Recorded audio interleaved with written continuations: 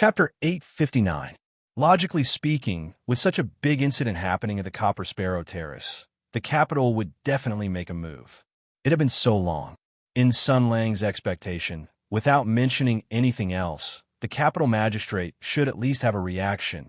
The warden's office of the five cities must come, and the Heavenly Policy Mansion can't just hide at home and watch the show. Right? But none of them came. The night here was quiet. The Copper Sparrow Terrace was already under military control, with soldiers blocking the inside and outside. Iron spears lined up like a forest, and war horses roamed about, sealing off the place so that not even a drop of water could trickle through. The nobles who came to visit the brothel were detained inside. The commotion before was so great that it should have immediately caused a storm and attracted great attention. But until now, nothing had happened. It was as if the Copper Sparrow Terrace had been separated. The capital's bustling night scene was handsome and elegant, having fun as usual. But the Copper Sparrow Terrace was filled with murderous intent. The detained people were anxious and on edge for a long time, but no one came to rescue them. Even when Sun Lang returned with King Zhongshuan, no department or power appeared. Sun Lang stood in front of the Copper Sparrow Terrace for a while. What's going on? Didn't the reporters from the capital, the imperial censors, run very quickly? Where's the warden of the five cities in charge of the capital's security? Where's the capital governor, the mayor of the capital? Where's the rebel faction of Tensei's counter-revolutionary group? Why aren't they here? The one who came out to greet him was Android of the Bear Army, General N. This kid was a bit like Sun Lang in that he also had the audacity of a dog. Hearing this, he laughed and said, "They must have been frightened by the marshal's actions." Sun Lang nodded and said, "That's true. This is not an ordinary public security incident. The officials in the capital are all very astute. This matter is really too shocking. Before the matter is determined, no one dares to get involved. And our emperor has not said anything yet. Who dares to get involved in this muddy water?" He looked in the direction of the palace. King Zhongshuan also let out a cold laugh. Android glanced at King Zhongshuan. "Your Highness, this is..." Sun Lang gave him a thumbs up. "He's joined our cause." Fadian blinked. Even with his unrestrained imagination and vicious mind, he could not imagine how Sun Lang had managed to convince a prince to join his ranks in such a short period of time. And they used to be enemies. Sun Lang explained concisely. "I chased him to the palace gate and said that I was going to beat him to a pulp. He slammed the palace gate in despair, wanting to return to his father's embrace." Palace gate, palace. Fatty and looked at him quietly. Sun Lang quickly ended his bad thoughts and continued. But his father didn't open the door and didn't let the tadpole go home. It was obvious that he had abandoned him. He was desperate, angry, and sad. He felt that his father had betrayed him, so he wanted to stab his father in the back. He had to force open his father's door. Fatty's expression was complicated. "I think I understand." However, he still didn't know how to interact with King Zhongshuan, nor did he know what to say. King Zhongshuan said indifferently, "Why don't I leave for a while?" Sun Lang nodded. "It seems that my little friends still can't accept you quickly. That's good, but don't go too far. You haven't spoken in public yet, so your father might secretly kill you. How about this? We'll have a meeting on the 7th floor. You can eat some oranges next door." "Why oranges?" King Zhongshuan was slightly puzzled, but he didn't care. He could eat anything. Right now, his mind was full of revenge. He had to carefully calculate the situation and the current situation. He had to think carefully about what he should do to make that father and daughter pay the greatest price. Before that, he had to live well. He had to see the fate of those two with his own eyes. The Copper Sparrow Terrace was calm and peaceful. The blockade was still in place. Sun Lang returned to the Luan Fengming Tower. Everything was normal. He and Android went to the 7th floor. He kicked open the door. This was a formal reunion. He opened his arms and shouted, "Little brats, we haven't seen each other in 2 years. Did you miss me?" A wave of ghost-like wailing and wolf-like howling could be heard. Even the calmest youngsters shouted a few times. They gathered together for various reasons and finally saw the person they wanted to see. After a while, the loyalist group, led by Sun Lang, held a meeting. First of all, he told them about King Zhongshuan, about what he had just done and what had happened outside the palace gates. Among the crowd, there were a few daring fellows. The fact that King Zhongshuan had led an army to attack the Copper Sparrow Terrace was already shocking enough. Who would have thought that there would be something even more shocking after that? Some are nostalgic. The Marshal is still the same old Marshal. He's so energetic. We've been doing things in the capital for the past 2 years. Tonight, we can finally hold our heads high. Someone praised. Insidious, insidious. This is a scheme to sow discord, and to sow discord between the imperial family's flesh and blood. What's more, he actually said it out loud, but some were worried. His Majesty's behavior is too abnormal. Sun Lang raised his hand, and the voices stopped. He pointed at the young man who spoke. Imperial Tutor Pang is right. The Emperor's behavior is too cowardly. He doesn't care about face at all. This is very abnormal. Pangji sighed. How many times do I have to say it? I'm not the Imperial Tutor, Sun Lang said. You will be in the future, and you'll become a big bad guy the other side again. You say this every time. Should I say thank you for your blessing or curse you? Don't worry about these small details, Sun Lang said. Imperial Tutor Pang is right. I was just testing him. I pressed King Zhongshuan all the way to his face, but the Emperor didn't react, fatty, and said, maybe His Majesty is waiting for the Marshal to kill King Zhongshuan so that he can act. Everyone couldn't help but nod. This was very likely. The matter of the Copper Sparrow Terrace could be turned around, but killing a prince outside the palace gate was the greatest provocation to imperial power. No matter what, it couldn't be washed away. Sun Lang nodded. Maybe that's true, but I saw through the enemy's trick and beat him at his own game. He'll definitely fly into a rage, but he'll definitely make a move after that. We have to be on guard. But rather than passively defending, it's better to take the initiative. He knocked on the table and looked around. The generals were all listening intently. In a trance, he was back in a Marshal Tion's tent. We'll take advantage of the Copper Sparrow Terrace tonight to seize the initiative. But after waiting for half a day, the enemy still hasn't reacted. Then we won't wait anymore. We'll just treat it as if they're hanging up. No matter what they're planning, we'll just make the next move. If they're willing to continue hanging up, I'll take half of the chessboard. Someone asked how. Sun Lang smiled. Let's wash the floor first. Facing the puzzled eyes of the crowd, he stretched and said lightly, Today, I am very grateful that you are willing to come out and support me. I believe that you all have a thorough consideration in your hearts, which is why you accompanied me to do this. You believe in me, but I also have to consider for you. Being a rebel and a thief is also a skill. We have to be the kind of rebels and thieves who make a fortune in silence and not directly fight in the open. Everyone was stunned, and then they smiled without saying anything. Some pretentious words didn't need to be said. Sun Lang continued, so we have to wash the floor first. Today's matter at the Copper Sparrow Terrace has great benefits. We've gained the upper hand by show of strength and made a dazzling entrance. After being absent for 2 years, we've established our position in Jianghu in one fell swoop. Moreover, we've ruthlessly slapped the Emperor's face, showing our strength and attitude. Moreover, this is the nest of those who oppose me. Pan may ask how. We now have the right to speak. We can wash the floor however we want. Sun Lang pointed outside. Isn't that Empress's family the director of the Copper Sparrow Terrace? He's dead, and King Zhongshuan has abandoned the dark for the light. With such a powerful sounding board, we can fabricate the truth as we wish. Ma Shuriying said, Can King Zhongshuan be trusted? Sun Lang narrowed his eyes and said lightly, I know what I'm doing, and so does he. Whether or not he has the intention to cause trouble, I won't give him the chance to do so. Don't worry. He raised his head and saw that Pangji was still frowning. He asked, What are you thinking about? I'm still a little worried about what His Majesty and Empress will do. Imperial Tutor Pang thought for a while and suddenly looked at Sun Lang. The Marshal once said that there's a way to analyze a problem called thinking from another's perspective. It's to put yourself in someone else's shoes and think about what they'll do, Sun Lang nodded. That's right. Then you should think about it. Imperial Tutor Pang hugged Xiao Cho as if nothing had happened. You're so familiar with Empress. You must know what she'll do in this situation." Hearing this, a mischievous look appeared on everyone's faces. Sun Lang glanced at them proudly. As an infatuated man who had already found 7 or 8 true loves, how could he be bound by an insignificant past?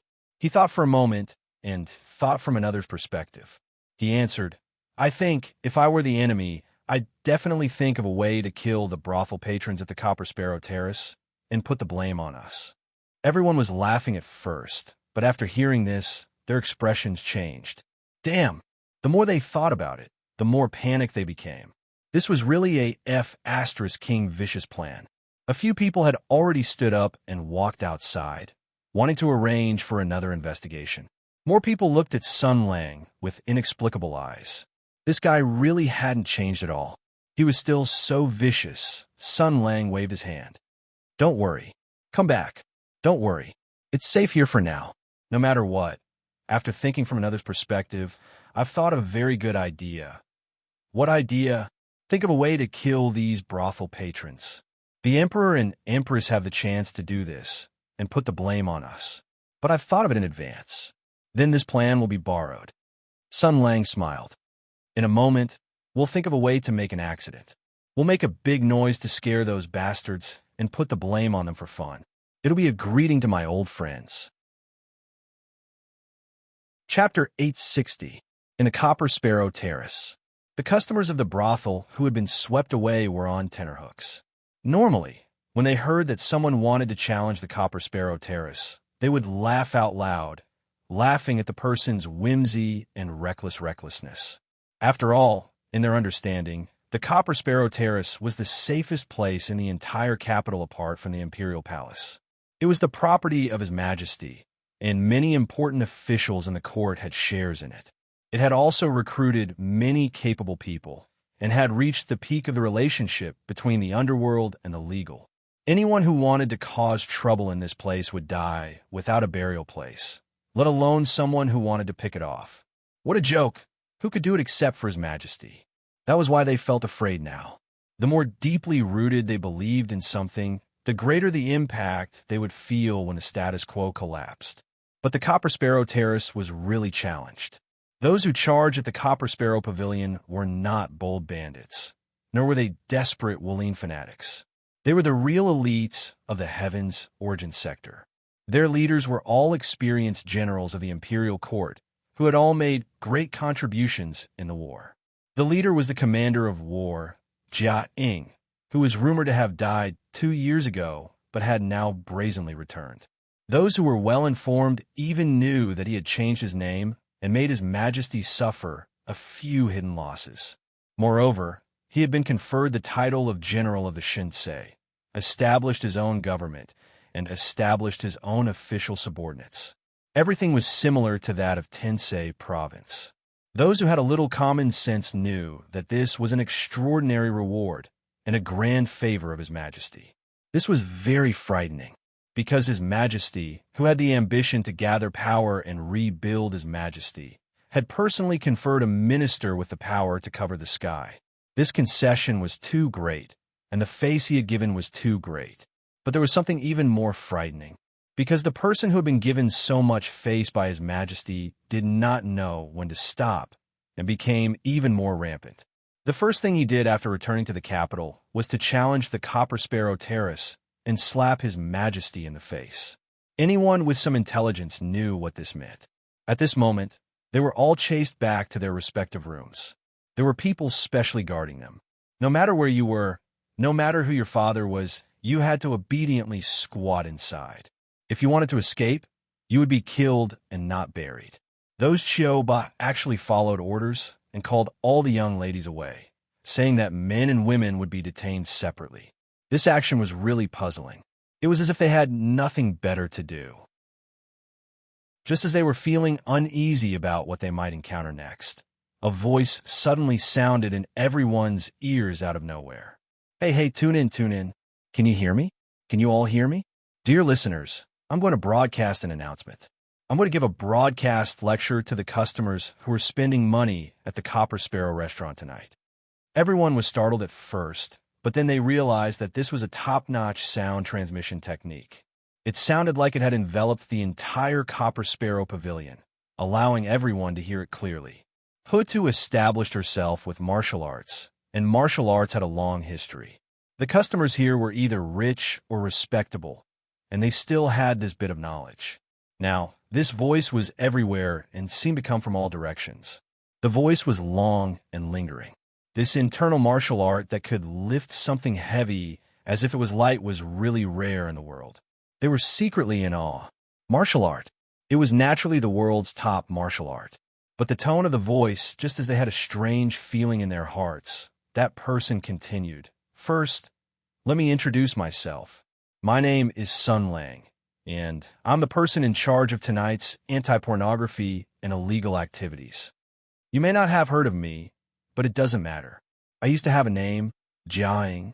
I think many of you know my name. Many people's hearts thumped. It was indeed him. 2 years ago, as the Martial Arts Hall's Sword Pavilion's general, I held the title of General of the world's military forces and was fighting in the north. After the Battle of the Great Desolate Mountain, I left the army and faked my death to conceal my identity. The imperial court was also trying hard to cover up my existence and not spread my deeds. They were trying hard to eliminate my presence. There was a reason for all of this. Because the Sky Demon was actually not exterminated. Everyone looked at each other in dismay. Bullsh *T. You were obviously killed by Her Majesty. A few people who knew some inside information cursed in their hearts. But more people were shocked. The Sky Demon? Decades of bloodshed could almost run through a person's life. War had always been the main theme. The war had just stopped for 2 years, and everyone still remembered the war. That was why they were shocked. The Sky Demon? The Sky Demon was not dead. The general's speech was still going on. During the Battle of the Great Desolate Mountain, we seemed to have eliminated all the Sky Demon, but that was not the case. Only a few people in the Imperial Court, and I know the inside information. When we faced the Sky Demon back then, we had already achieved a crucial victory.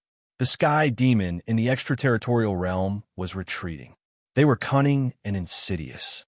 They were unwilling to admit defeat, so they planned to turn the tables. They clearly understood that if they wanted to conquer an impregnable fortress, they had to attack from within. They had to attack from within the human race. We humans are very strong, but we are also very weak. We are strong because we gather together and unite all our strength. That is why we have the power to defeat everything. We are very weak because we often have internal strife. Because of our selfishness, we do some hateful things that make one's hair stand on end. We are easily swayed by our desires and easily sink into the darkness. This was the Sky Demon's plan. They planned to destroy us from within the human race. If they could not defeat us on the battlefield, then this was the most effective method. And during the Battle of the Great Desolate Mountain, we achieved a complete victory. After we eliminated most of the Sky Demon, this became their last straw of hope. Their plan has been in motion for many years.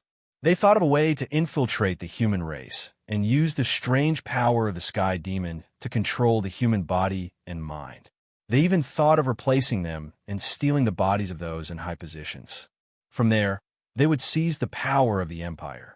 Even more people could not help but cry out in alarm. They were not stupid and could easily make the connection. For example, tonight, the other party had unreasonably led troops to attack the Copper Sparrow Terrace. This was a crazy thing that a normal person would not do. This was something I discovered after I defeated the Sky Demon. I discovered that their plan had been in motion for many years. They had already achieved some results. They were like grains of sand that had merged into the human sea. They turned to the darkness, lay dormant, and waited for the right opportunity to act. So I faked my death in the Great Desolate Mountain. I gave up the glory of victory and the high position that was at my fingertips. I left my elderly grandmother and unmarried wife behind and made them think that I was dead. I made everyone think that I was dead. I made the Empire forget about me. Only then could I think of a way to stop the Sky Demon's scheme. Because this is my unfinished mission. I came to this world to fight the Sky Demon. As long as the Sky Demon is not dead, the war will not end. I will not stop until the last sky demon is found and killed. These words were spoken in a very calm voice. However, it contained a shocking power that shook the hearts of many people. Who could do such a thing? 2 years ago, the Supreme Marshal of the world's armed forces had outstanding military achievements. He had led the army to victory in the great desolate mountain battle and ended the Sky Demon's rebellion. What kind of merit and glory was this? He would definitely leave his name in the annals of history. A high position and a high salary were not enough to reward him. Once he returned to the Empire, he would be greeted with countless flowers, glory, and rewards. He would be admired and revered by the people. But he had left all of this behind and disappeared into the darkness, chasing after the enemies that had not yet been destroyed. This was simply some foolish children's breathing quickened and their bodies trembled with excitement. They asked themselves if they could do such a thing. And those who knew some inside information were also bewildered. Was it like this? Was it like this? Could it be that the rumors in the great desolate mountain battle were just an act? Was this the truth? And in the VIP box on the 7th floor of the Luan Feng Ming restaurant, the generals looked at the calm and unscripted marshal. Their expressions were extremely complicated. Simply put, it was a mixture of admiration and disgust. How could you think of such a genius speech? How can you say something so shameless? Sun Lang's expression was calm, and his eyes were proud. He looked as if he was an imperialist soldier who had broken away from vulgar interests and was willing to shed his last drop of blood for the sake of the country.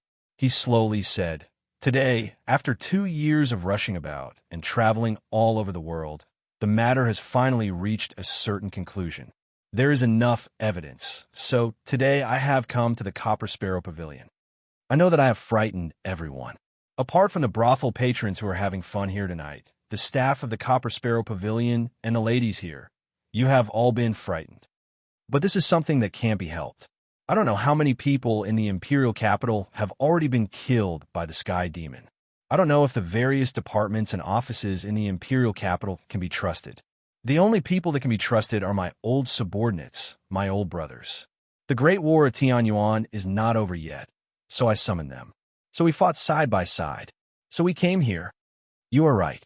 I have enough evidence to point out that the Copper Sparrow Pavilion, the #1 brothel in the imperial capital, has, in fact, become the nest of the remaining Sky Demon. Many high-ranking officials and dignitaries spend a lot of money here, and many court officials have fun here. Everything that happens here is extremely secretive, and there are many backers and banners to cover it up. No one will suspect this place, and no one will cast their eyes on this place. So the Sky Demon has set their eyes on this place. This is called darkness under the lamp, but they met me. I am here to solve this matter. I announce that the Copper Sparrow Pavilion is under military control. I announce that everyone here must listen to my orders until they are cleared of suspicion. I am Sun Lang, the general of the martial arts Hall Sword Pavilion, the former marshal of the world's military forces, and an old soldier of the Tianyuan Empire. Now, His Majesty has conferred the title of General of the Shinsei. I request that you cooperate with me, help me, and obey me. If you don't stand on my side, then you will stand on the side of the Sky Demon. Chapter 861. In short, the Grand Marshal of the Armed Forces and the current Shinsei General gave an important speech the day before yesterday. It was a declaration against the Sky Demon. In a brothel. Yes, it was a bit strange, but it was King effective. First of all, the cavalry charging at the Copper Sparrow Terrace was a show of strength. Regardless of whether the people here knew Sun Lang before or what they thought of Sun Lang before or after tonight, they would all think the same thing. This was a daring madman, but also a very capable person. Because charging at the Copper Sparrow Terrace not only required courage and madness, because he had brought many elites of the imperial court to do this and succeeded. No one dared to underestimate him again. Other than the people here, there were other people in the court. After tonight's events, they would make a new evaluation of the marshal who had made outstanding military achievements in the past. But other than shock and astonishment, a second thought would arise in these people's minds. After all, This was the Copper Sparrow Terrace. Being able to do it was one thing, and not doing it was another. This was the Emperor's property, a playground for many nobles, and a place with strong backing that was covered by many important court officials and official powers. Overturning this place would offend many, many people. A rational person would not do such an impulsive thing. Only a madman would do such a thing. But since it was the former commander of war and the current Shunsei general of Shunsei, such a person could not be a reckless madman. Even if he did something out of line, there must be a reason. Many people would think this in their minds. Thus, they would have doubts. I know you are very arrogant, but why do you dare to be so arrogant? It was probably like this. This was the message of human beings. They've bullied the weak, feared the strong, and believed in authority. If it was an ordinary person who did something crazy, everyone would think that he had lost his mind. But if a very capable person did something crazy that ordinary people couldn't understand, everyone would think, there must be a deeper meaning, I must not have understood it well. Thus, in a middle school reading comprehension question, people would randomly pick out a sentence to ask the author's mood or thoughts at the time. Perhaps the author was just blindly writing a few sentences to make up the number of words. Thus, Lucen would be nailed to the coffin and shout some words. That was why the richest people had thick books of subtle quotations. This was the current situation. Everyone was puzzled. You said that he had already been given the title of Shunsei General. The first thing he did after returning was to offend half of the imperial capital. What was he trying to do? Then, all of his doubts were solved. Many people were thinking, so that's how it is. Even some smart people who knew the inside story began to waver. Could it really be like this? Only a small number of Jia Ying's haters insisted on their own views. What a scoundrel. He really dared to make up such an excuse. However, they felt even more uneasy. Sun Lang was spouting nonsense, occupying the moral high ground, and even raising the flag of the Heaven's Origin sector. He was King, trying to pin a crime on him. As expected, the general soon gave the order. We will examine every person in the Copper Sparrow Pavilion. I request that all the senior management personnel of the Copper Sparrow Pavilion report to the 7th floor. I order you to provide a roster and real account books. I want to track the flow of your funds. I order you to open all the secret rooms and rooms. We will thoroughly search them. I request you to produce all your spending records and billing records. I want you to confirm the spending behavior and overnight stays of all the guests in the past 6 months, as well as the items they ordered. As for the brothel patrons who are fooling around here, although it's very regrettable, you have all been involved in this matter. We will examine your identity and confirm that you are the real deal. In addition, I also need you to sign a few things. A letter of commitment, a declaration that you will not wallow in the mire with the Sky Demon. A letter of intent that you will fully assist me in the battle against the remnants of the Sky Demon when necessary. Fighting against the Sky Demon has never been a matter of one person. I need everyone's help. The smart people's expressions changed. This King was too vicious. A declaration of allegiance, bastard. Although a mere declaration was completely useless, everyone was a respectable figure in society, and what they were best at was that their words were equivalent to farts. The so-called agreements and promises could be torn apart in the blink of an eye, not to mention this so-called letter of commitment, but it was King disgusting. This bastard must know that most of the people in the Copper Sparrow Pavilion were on the opposite side of him and had opposing interests. The possibility of forming an alliance was not very high, so he definitely did not take the letter of commitment seriously. It was only used to disgust people, because no matter what the contents of the letter of commitment were, once they signed it, they would be related to this bastard. After that, what would Empress think? What would His Majesty think? What would the bosses think? It was easy to stick a thorn in, but not easy to pull it out. It was even harder to forget. But if they did not sign it, this bastard's threat was already very obvious. But at this moment, the considerate general suggested another way of thinking. I know that many people here are on the opposite side of me and don't like me very much. I understand your difficulties and will not force you too much. I have another way to solve the problem. You can choose not to sign it. You can choose not to promise that I will fight side by side with you, but you have to sign the declaration that you will be irreconcilable with the sky demon. Even so, your actions of not cooperating will still bring some suspicion to you. We will observe and pay attention to you in the future. Furthermore, we will further investigate your identities. We will use a more gentle method. Speaking up to this point, the general seemed to pause for a moment. Then, his voice sounded as if nothing had happened.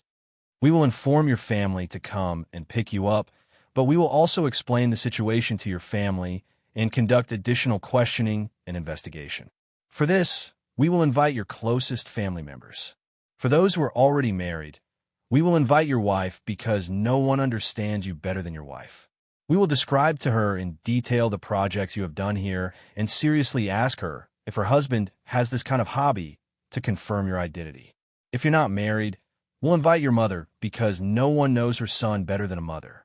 We'll also describe to her the projects you've done here in detail and ask her if her son has any needs or preferences in this area to confirm your identity. For those who are not married but are already engaged, we will invite your mother and your future mother-in-law. We will ask your future mother-in-law if she knows you have this kind of hobby. After all, she wants to marry her daughter to you. This kind of procedure is very complicated, but it can help you quickly clear your suspicions. In order to ensure the reasonableness and legality of the questioning, we will invite the officials of the Capitol Office and the censorate to listen in and record tonight's events. This may cause inconvenience, but this is your problem. Since you're not willing to promise to help me, then your position is very suspicious. We must use this kind of method to determine your true identity. Sunlang, F*CKU. Ah! The men roared furiously in their hearts. This F*Cur, this F*Cur, this F*Cur is too vicious. Do you have a conscience? Do you have any compassion? Do you have a heart? Have you never F*King visited a prostitute before? Do you not know how dangerous this is?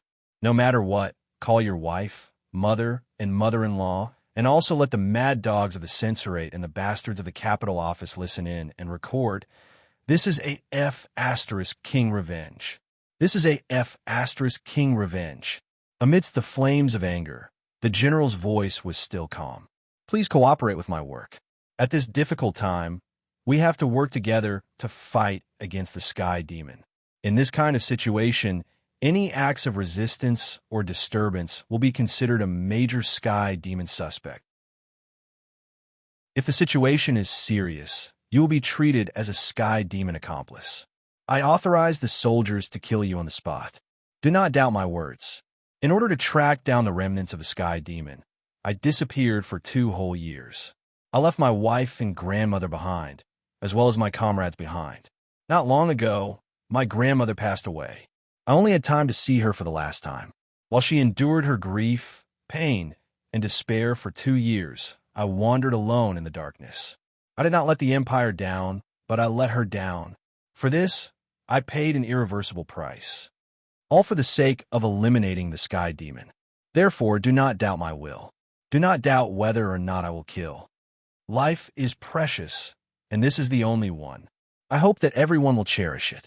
The threat was obvious, and the malice was almost overflowing. It was as if he was saying that he was going to F*King mess with everyone who opposed him. Other than that, I'll be on the 7th floor. If anyone wants to meet me, provide me with important information, or testify against the suspect, my door will always be open. Our Divine Strategies Palace has strict confidentiality rules, and we won't reveal your identity. No one will know that you're looking for me, and no one will take revenge on you in the future. Mother*Cur, he had already made it clear. Those who clearly didn't want to have anything to do with him on the surface and didn't want to see their families could secretly communicate with him. The smart people didn't even have the strength to curse. Their hearts were slightly moved. However, some people were thinking maliciously, Mother*Cur, go ahead and do what you want. Let's see what will happen in the imperial court tomorrow. Let's see how many people will accuse you. At this moment, the general made a conclusion. I know that some people will hate me. I know that I have ruined many people's plans tonight. I know that I have touched many people's cake. Perhaps tomorrow will bring a storm. But I am fearless, because my cause is righteous. It is to stop the Sky Demon's plot to overthrow the imperial court. It is a good thing, even if the method used is a bit extreme and causes some side effects. It can't be helped.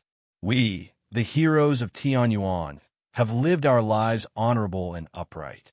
Our righteousness does not allow for excuses, and we don't care about the misunderstandings and criticisms of the world. Therefore, I don't ask for your understanding. After saying so much, it could be summed up in one sentence. I want to tell everyone here that if anyone dares to accuse me and my brothers in the imperial court, I will beat the sh*t out of them in the Golden Palace. Don't let me see them on the way out of the imperial court. I have finished speaking. Finally, I wish everyone a good life. Thank you. Chapter 862. Under the strict military control of the general, the Copper Sparrow Terrace had been cut off from the outside world. There were more than a dozen elite battalions of Tianyuan here, and dozens of famous generals in the army. It could be said that the place was heavily guarded and full of experts. In addition, the commander of war was in charge of the situation. 2 years ago, he had dominated the 6 armies with his swordsmanship and martial arts. He had disappeared for 2 years, but no one thought that he had made any progress. That was because the brilliant sword light that spanned thousands of miles had struck from Summer State all the way to the Bai family fort in the west of Qin State. It still couldn't hide its thunderous power. Such a legend had spread from Qin State to the imperial capital. Under such circumstances, even if all the forces in the imperial capital were shaken and countless pairs of eyes were fixed on this place, even if the imperial capital was full of talents and martial arts elites, no one dared to sneak into the Copper Sparrow Pavilion to inquire about the news. No force dared to act without permission. Under such circumstances, whoever dared to make the first move might have to face the wrath of the commander of war. Why bother? Everyone knew that the hunter would shoot the bird that stuck out. They were all waiting for the first warrior to explore. And in the Copper Sparrow Terrace, no one could send the news out. A loyal warrior risked his life and released his tamed wind assimilation spirit mouse, wanting this legendary lightning beast that came and went like the wind and had extremely fast speed to bring the news out. However, this incomparably nimble strange beast was discovered as soon as it landed on the ground. Before it could run 2 steps, the earth on the ground bulged up, forming a prison of earth. That loyal warrior didn't even have the chance to bite his tongue and swallow the poison pill before he was knocked to the ground by a sword chi that came from the 7th floor of the Copper Sparrow Terrace. He became the first suspect of the Sky Demon. What awaited him was the iron fist of imperialism. Although the Tianyuan army came in a hurry and did not bring any suitable equipment, there were some unique props in the secret rooms of the Copper Sparrow Terrace that could be used locally. I knew it. The legendary top brothel of the capital, where all the lords and nobles would like to come and have fun. How could it be so clean and refreshing? Since ancient times, brothels and imperial palaces have always been the most filthy places. This Copper Sparrow Terrace is definitely not that clean. Now that I look at it, it is indeed so. Sitting by the table, Sun Lang calmly looked at the person kneeling on the ground and lightly said, "You really know how to play." This person had a fat head and big ears, looking extremely rich. He was dressed in silk and satin, and his appearance was extremely extraordinary. He must be the head of the Copper Sparrow Terrace and had a wide range of connections. The people he interacted with were the sons and daughters of the royal family and high officials and dignitaries. Connections and face were extremely useful resources. Such a person would be able to mix very well in the entire imperial capital.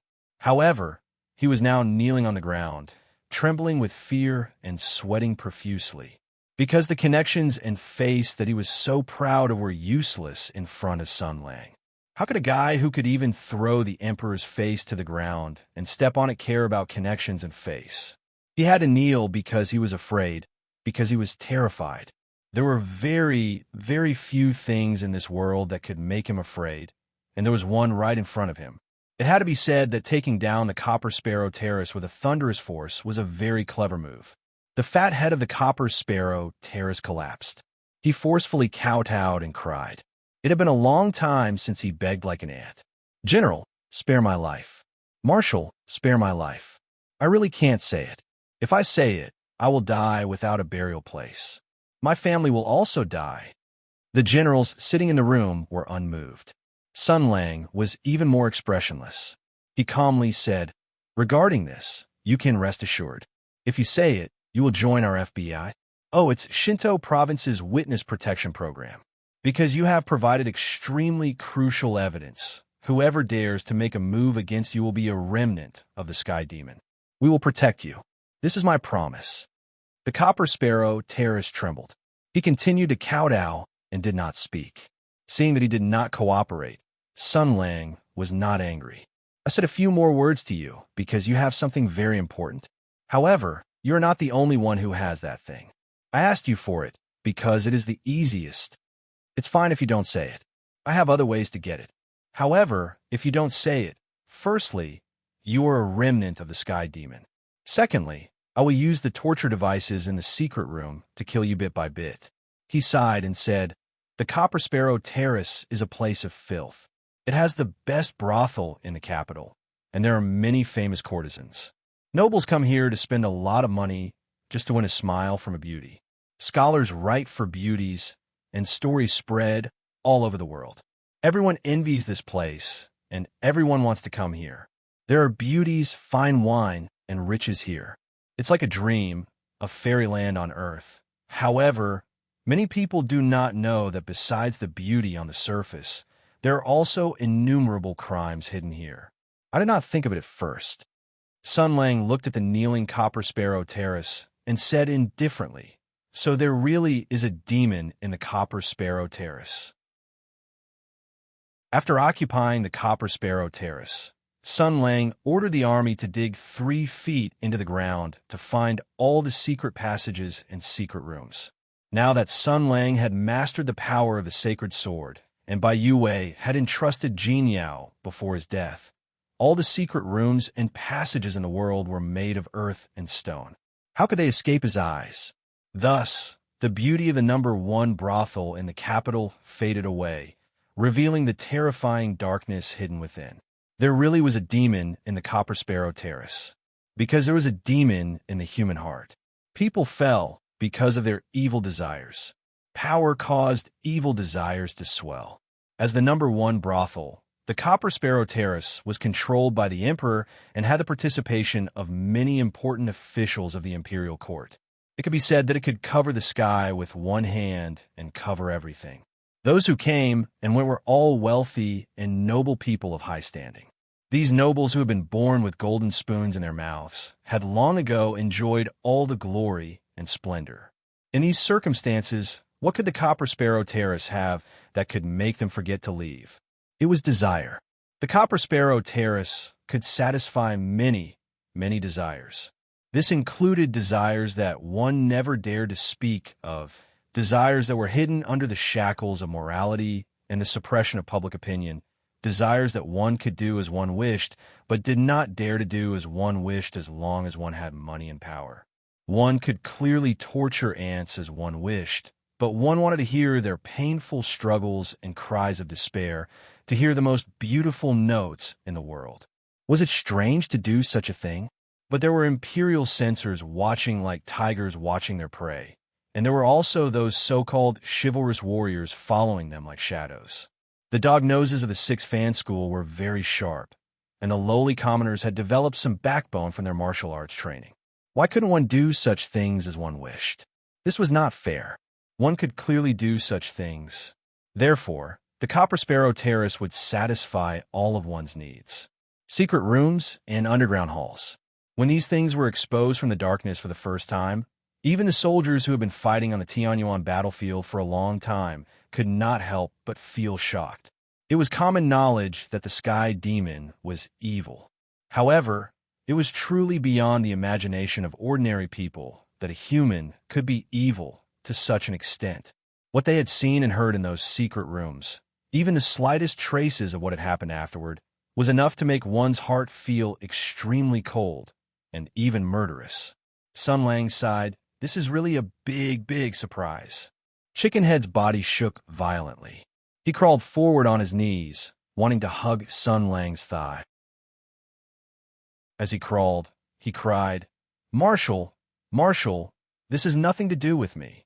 Sun Lang kicked him to one side and turned his head to look at the gloomy people in the room. "I won't beat around the bush. Has any of you done such a thing? It's not too late to say it now." Although the generals looked gloomy, they shook their heads resolutely. Pan Mei said, "That guy surnamed Xiong rode his horse and broke the farmer's leg. You broke his leg in front of everyone. We've been with you for a few years. We all know what we should do and what we shouldn't do." Sun Lang said indifferently, "I broke his leg not because he broke the farmer's leg. I heard that he also threw an ingot of silver over. After all, he lost money. I broke his leg because he was joking about it in the tent. He didn't treat the farmer as a person at all. He lost money to show his cultivation and reduce trouble. I think that a guy who doesn't treat a person as a person is probably not a person. Since he is not a person, it doesn't matter if I break his leg. If he thinks that he can treat people like dirt just because he has some ability and power, then I'll let him have a taste of his own medicine." He smiled warmly at Chickenhead, who ordered those special items in the Copper Sparrow Terrace. "I want the account books, witnesses, records, and physical evidence." That person cried, "Marshal, please calm down. Please calm down. This matter can't be said. If this matter is exposed, who knows how many people will see you as a great enemy. You have to think for yourself." Sun Lang stood up. At the same time, Chickenhead leaned forward and lay on the ground. An invisible force pressed down on his body, causing his bones to crack. He screamed in pain. The general said calmly, "First of all, they're no longer human. Secondly, the emperor opened a brothel here and tacitly allowed this kind of project. He also wanted to collect some information on his subjects. Since the emperor can do it, why can't I? Lastly, I'm not afraid. The ones who should be afraid are them." He stepped on that person's head and said, "I like that evidence very much. Once it is exposed to the public, it will definitely destroy many people. They will feel afraid and even desperate. They will think of ways to destroy the evidence and think of ways to silence me. But they will soon find that they can't do it because I'm too strong. They can't do anything to me. They can't solve the problem in the most direct way. People are all wretched bones. If they can't chew through the hard way, they will use the soft way. So you think too much. They will indeed want to be my enemy in the beginning. But after a setback, they will come to beg me. They will come to beg me. They will beg me not to tell anyone. So they have to listen to me. They will be as obedient as dogs. They don't treat people as humans. Naturally, they are no longer human. They will become dogs. I like dogs. After meeting many people, I like to turn people into dogs. Hand it over. Otherwise, I will let you live for as many days as the number of people who died in the Copper Sparrow Terrace." Chapter 863. Almost everyone had a weakness. Even a well-trained death warrior had a limit to what his body and mind could endure. Unfortunately, Chickenhead was not such a strong-willed and decisive person. He might have been in the past, but now he had both fame and fortune. He had interacted with high-ranking officials and nobles. He was already used to a life of luxury. His mind and body had been captivated by wine and women. He was no longer the person he used to be, but it still took a long time to convince him because this matter was truly too important. The threat of words, the reasonable analysis, and the pain of the sword chi biting into the body. A person's sense of pain came from a feedback of the nervous system. A large number of free nerve endings were distributed in the skin, muscles, and blood vessel walls. A considerable number of them were used to feel pain. There were 6 nerve pathways in the spinal cord that transmitted pain.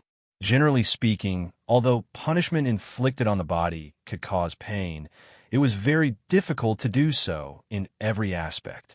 In this situation, the control of the sword chi at the microscopic level could make up for this shortcoming. It could fully mobilize the pain-sensing function of the human body.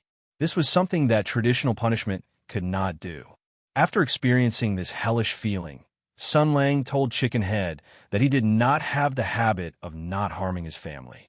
The family of a beast was naturally a beast. There was no doubt about this. He also said that even if Chickenhead did not say anything, he would still have a way to get what he wanted. There were so many workers at the Copper Sparrow Pavilion. Other than the middle and upper management, there were also many ignorant ordinary workers. They would not be that loyal, but they would definitely have a lot of information and would know a lot of clues. Therefore, it was only slightly troublesome, but it could still be done. But on the other hand, as a punishment for wasting the general's time, one could imagine what would happen to Chicken Head. Smart people were easy to communicate with because they were very flexible and not rigid. He finally admitted and confessed. As the first breakthrough, his mission and role were very important. Not only would he reveal many things he knew, he would also act as an important witness. Not only that, he would also act as a lobbyist to persuade the other managers to surrender. He would be heavily protected. Therefore, this was really a pleasant surprise. This is what I mean by there is a light at the end of the tunnel. Sun Lang said indifferently. I didn't expect that there would be such a pleasant development when I just came to clean up prostitution. Yes. Imperial Tutor Pang came to his side and glanced at him. Are you still angry? I just feel disgusted, Sun Lang said. I've seen worse things. Although I was shocked when I first saw it, it makes sense. No matter how nice the Copper Sparrow Pavilion is, it's still a brothel. How is a brothel a good place? Imperial Tutor Pang said. Even in an ordinary brothel, there will be customers beating and scolding the girls. There will be brothels beating and scolding the prostitutes.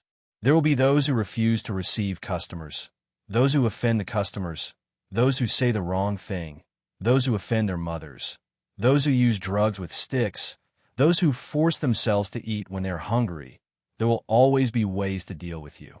This Copper Sparrow Terrace is the noblest place in the brothel. It is a place to entertain high officials and dignitaries. There are scholars and beauties. There are beauties singing and dancing. Sun Lang cast a sidelong glance at him. You know quite a lot. Pongji blinked his eyes. Although I don't dare to come here, I have been to other places. But you, Marshal, have you made any progress in these 2 years? Sun Lang said proudly. These 2 years, I've been searching for the remnants of the Sky Demon. I have forgotten to eat and sleep and work hard. How can I have the time to deal with these trivial matters? How can I have the time to visit prostitutes? Bah, who would believe you? Imperial Tutor Pang laughed and scolded. He then pushed Sun Lang and said in a low voice, Hey, tonight is your chance. Not only did the brothel patrons hear your nonsense, the girls in the Copper Sparrow Terrace also heard it. Some of the silly girls heard it, and tears rolled down their cheeks. They probably think that you are a rare hero in the world, and they were also shocked by your domineering aura. Right now, they probably admire you very much and are willing to recommend themselves to you. Sun Lang's eyes moved slightly, but he said, They all believed it? Imperial Tutor Pang shook his head and said, How can that be? These girls in the brothel are used to seeing the fickleness of the world. There are also many smart women. Some of them are smart. Naturally, they wouldn't believe it. Sun Lang snorted. Then forget it. Why? Because it is illegal to be a retard. TSK. Sun Lang changed the topic. How is it? Has someone signed it? Imperial Tutor Pang sighed. It is very troublesome to prepare such things on the spot. Among the soldiers, there are many uncouth people. Those who know how to write are slow and ugly. Sun Lang stared at him. Are you stupid? Where's this place? A brothel. There are so many highly educated girls. Which one of them doesn't know the 4 arts? Let them write it. You're in charge of checking it. Imperial Tutor Pang did not think of such a train of thought. Only His Excellency the War Marshal had such a wild and unconstrained imagination. He said resentfully, You really know how to order people around. Sun Lang said proudly, This is my country. He was used to speaking without thinking. The key was that other people did not know that he was joking. Imperial Tutor Pang was also shocked. Do you really want to be the emperor? Actually, even if you don't become the emperor, you can still marry many wives. I'm just saying, being the emperor is so tiring and troublesome. How can it be better than being a powerful official? Sun Lang waved his hand and said, What I mean is from now on, this Copper Sparrow Terrace will be taken by me. Ah? Imperial Tutor Pang stared and said, This is the emperor's property. Many important officials of the imperial court have also invested in it. So what? Sun Lang said as if nothing had happened. If I like it, it is mine. He walked out a few steps and pushed open the window. A cool breeze came into his face. I chose the Copper Sparrow Terrace to take action. First, I want to teach the loyal son a lesson. Second, I want to give the Emperor a slap in the face. Third, I want to show our strength and dignity. Fourth, I want to show the power of the Royalists. After all, this is their gathering place. But what surprised me is that there's a fifth benefit. Panji frowned and said, "You mean those things?" When he mentioned what he saw and heard in the underground chamber, the dignified Imperial Tutor Wu also had a murderous intent. But he was an Imperial Tutor. As an Imperial Tutor, not only did he have to be able to fight, he also had to have a good eye. He knew that the things in the underground chamber were shocking and could not be tolerated by the world. Once it was exposed, it would cause great waves and storms. His tone did not sound strange. He only said, "You want to use this as leverage to control those people." Sun Lang said lightly, "No, I want to turn them into dogs step by step. There are many kinds of dogs, and they have many uses. Cute dogs can be used to touch. Loyal and brave dogs can be used to kill enemies. And some dogs can only be used to spread rabies." He waved his hand and said, "Okay, go," and mobilized the people. Imperial Tutor Pang looked deeply at Sun Lang. "Compared to 2 years ago, you are a little different." Sun Lang said slowly, "People change, especially after experiencing some things. Then you must have experienced many, many important things in these 2 years." Imperial Tutor Pang was silent for a moment and smiled gently. "Because compared to 2 years ago, you're only a little different." Sun Lang was startled. Panji reached out and hugged him. He patted his back. "We thought you had become an avenger full of hatred. But after seeing you, we are relieved. This is very good. You are still the person we know." Then he left with a smile. Sun Lang looked at his departing figure and couldn't help but shiver. Damn, crazy gay. Since the first breakthrough had appeared and he had discovered a great surprise, some of the plans could be adjusted accordingly. For example, the so-called Sky Demon infiltrating the Copper Sparrow Terrace. Since this kind of declaration had been made, there must be evidence. Evidence could be fabricated, but there were risks. So Sun Lang decided to attribute everything to the law of secrecy. He had even prepared a draft that was not necessary.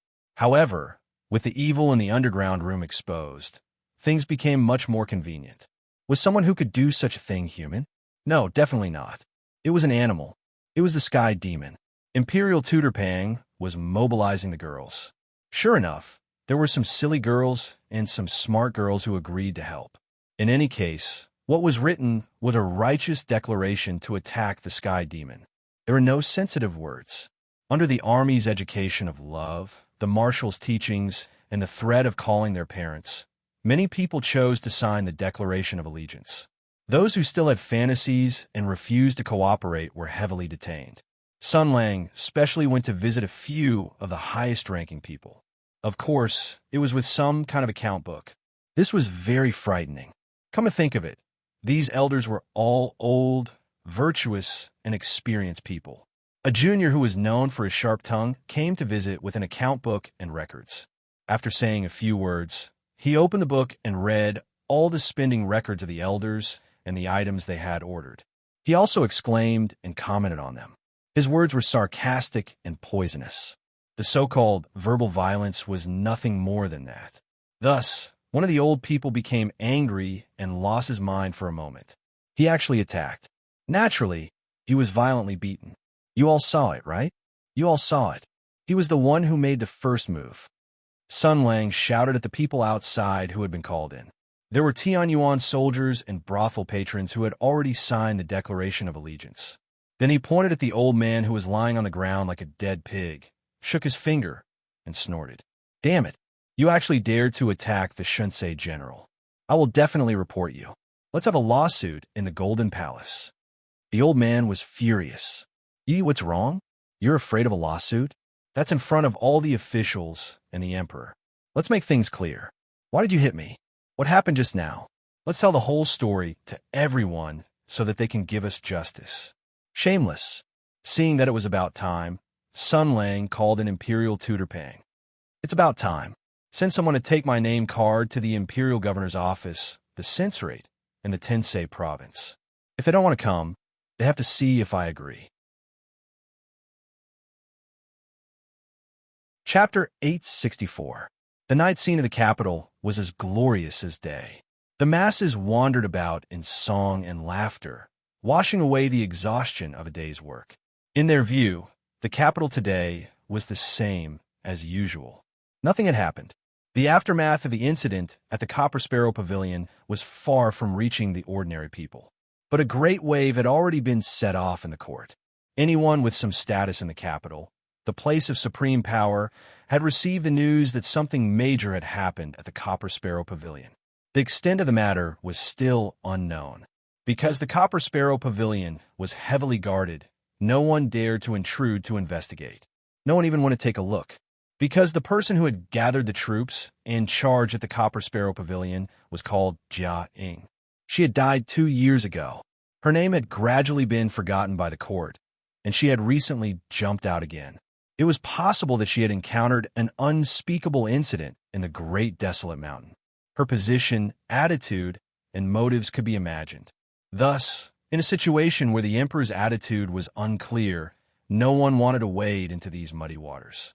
Those who were familiar with Jia Ying, but not too familiar with her, did not want to go. What they were forcefully pulled onto the pirate ship. Those who were not familiar with Sun Lang also did not dare go. After all, they had long heard of his great name. It was better not to meet with him today, lest they stir up some great trouble and provoke a lot of trouble. Those who were familiar with Sun Lang and had a grudge against him did not dare go. This guy even dared to charge at the Copper Sparrow Pavilion. He was most likely crazy. It was not a big deal to find an excuse to beat him up. Why bother? But they were still clothes. There was a kind of person in this world. The more you did not want to provoke them, the more they would come to annoy you. You could not do anything to them. This was very infuriating.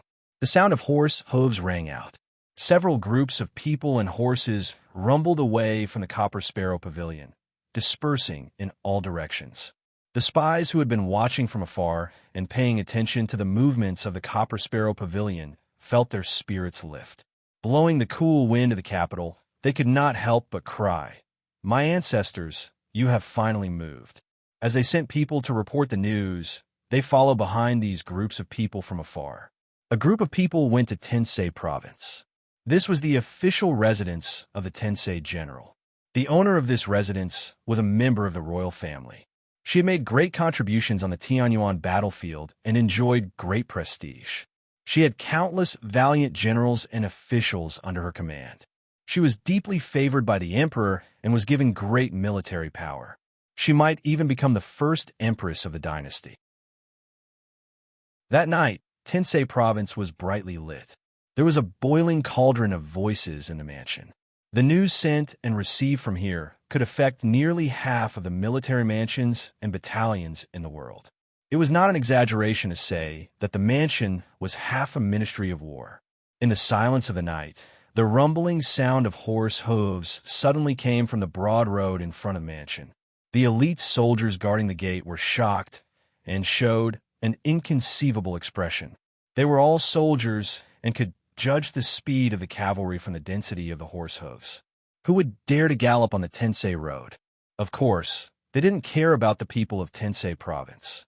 Who would dare to ignore Tensei province? Of course, they were natural enemies and destined competitors. A group of armored cavalry rushed over. There is a saying that the gate of the prime minister was a 7th grade official. The gate guards of Tensei province were naturally not ordinary. The gate guards saw clearly the armor of the newcomers. They were from the Flying Bear Army. Did fatty and eat a leopard's guts? The armored cavalry rushed over violently. The earth shook and the sky collapsed. The brave cavalry rushed along the broad Tensei road. They rushed all the way to the gate of Tensei province before they reined in their horses. In the long neigh of the horse, the strong horse raised its front hooves high and stopped under the 8 stairs of Tensei province in an arrogant and provocative manner. The fat man on the horse said lightly, "Android is here." These 2 plain words were magical. There were many legends about this name. He killed prisoners, ate people, was bloodthirsty, and was cruel. Any derogatory words used to evaluate martial artists could be used on him, as if this famous fat man was a demon from hell. The most ridiculous thing about rumors was that 3 people could make a tiger. After 1,000 times, even the most ridiculous rumors would be accepted by people. However, Fatty didn't care about this at all. He thought that this rumor was actually a good thing. Although he didn't eat people or kill prisoners, he was bloodthirsty and cruel. This man liked fear and also liked to let his enemies live in fear. He had a tendency to develop into a follower of the devil. Undoubtedly, he was very satisfied with a cruel title. Over time, many people believed that this was an evil ghost in human skin. The words "android is here" had a strange magic. It made people hesitate, scared, and frown involuntarily. Except for one person, a certain marshal with outstanding military achievements. Even though he had been friends with Fatty and for many years, every time he heard these words, he would have a strange expression on his face. He would try to hold back his laughter, as if he had heard something very funny. In fact, this was the first time Fatty and Sun Lang had interacted with each other. At that time, when he first heard the words "android is here," he acted very strangely. He was first stunned, then he tried to hold back his laughter. After that, he couldn't hold it in anymore, and then he fell to the ground laughing from the bottom of his heart. The famous Devil King felt that his dignity was being challenged. In addition, he was also very curious. He was curious about what was so funny about that idiot. The answer was, "I thought of a good friend called iOS," and so on. This answer didn't satisfy Fatty. He felt that he had been fooled, so he became very cold and arrogant and got angry. However, Android had Android's dignity, and Sun Lang had Sun Lang's rules. Sun Lang's rules were, at any time, in front of me, speak human language. Speak properly. Don't be pretentious. Don't be arrogant. Don't put on the airs of peerless master. Don't give off the aura of a king. Don't look down on others. Be a good person and treat yourself like an adult. The two of them naturally had a fight. After that, many things happened. The two of them gradually became good friends. Sun Lang was probably such a person. After all, he came from another world. His bones were engraved with the ideals of another modern civilization: equality, tolerance, respect, and thinking. These things were ordinary in the eyes of modern people, but in the eyes of ancient people, they were very rare. In a deep-rooted feudal society with different social classes, a person who could treat others as equals from the bottom of his heart and soul was a complete freak. However, if this freak had unparalleled strength and talent, then the evaluation of a freak would become another word: the appearance of a sage. Cheerful, playful, knowledgeable, good temperament, and most importantly, great ability. A tolerant, easygoing, and well-intentioned expert. It was hard for people not to like such a person. The friendship with Android originated from this, and the friendship with many people was like this. In some circumstances, such as in the bloody battlefield where life and death were boundless, it might only take 1 or 2 big battles, or only one bloody battle to fight side by side, or only one life-saving grace, and the friendship between friends would evolve into something more profound. For example, a trust that could be entrusted with life and death with one sentence. Just like what Android was doing now. He trusted Sun Lang, so he could entrust his life to him. This kind of trust was not blind without regard for life and death, but the trust that Sun Lang would not lead them to their deaths. This kind of trust was two-way and reliable. Therefore, he could follow Sun Lang to attack the Copper Sparrow Terrace without saying anything. He could also use a provocative method to immediately appear in front of Tensei Province. This was because he now represented Sun Lang's will and position. The people of Shinto Province wanted a ride on the heads of Tensei Province. Although the Tensei, elite soldiers guarding the gate, were intimidated by Android's reputation as the Devil King, the honor of a soldier and the duty of a guard still made them raise their weapons and shout, "Generalin, why are you here?" Android looked up at the sky and said nothing. The personal guard behind him said sternly, "Who do you think you are? How dare you question our general? Get in and call someone who can speak out." A guard gritted his teeth and turned to report. If it was an ordinary soldier who came to report, it would be fine to leave it hanging in front of the gate. However, since it was general and of the Bear Army, Tensei Province had to treat him with respect. This was the rule. Before the person arrived, the voice arrived first. Soon, a thunderous roar came from the side door. A tall and sturdy man with a horse lance in his hand strode out and said sternly, "What are you doing here?" Android glanced at him with a solemn expression. However, this solemn expression was not because he valued the person in front of him, but because he had to carry out his mission. He condensed his chi in his dantian and circulated his martial arts. His deep voice was heard and swept toward the brightly lit Tensei Province. Under the orders of General Shunsei, Sun Lang, I invite Empress Tensei to the Bronze Sparrow Terrace for a meeting. His voice swept across the hustle and bustle of Tensei Province like a gale.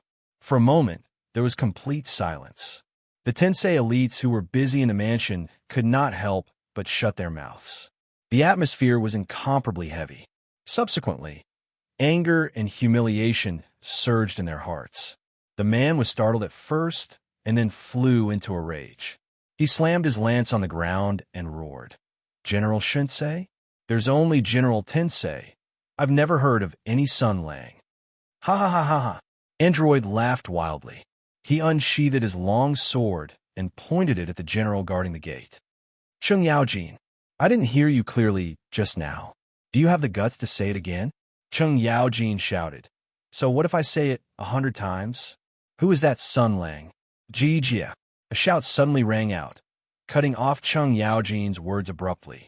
A slender general with a slightly pale complexion flashed out from the side door. Chung Yaojin was dissatisfied. "What? Fatty and dares to behave atrociously here?" The general snorted. "He's trying to provoke you. This is that person's usual method. He calls it fishing. If you say that you don't know who General Shunsei is, then he'll personally visit you at your house tonight and let you get to know him." Thinking of that scene, even Chung Yaojin's temper could not help but shiver. Sunran Android smiled. "Qin Xiong, you're still the smart one. I've already delivered the message. I'll leave now." Qin Xiong said indifferently, "General Tensei is not in the mansion, so I don't care. I've already delivered the message. It's none of my business whether she comes or not." Android smiled maliciously. "As long as she doesn't regret it." Chapter 865. It was almost as if he was provoking them. He left a sentence and left. Android had already left. Qin Xiong and the indignant Chung Yaojin also returned to the residence. The main hall of Tensei Province was brightly lit. During the Tianyuan War, Empress was famous because of her outstanding military achievements.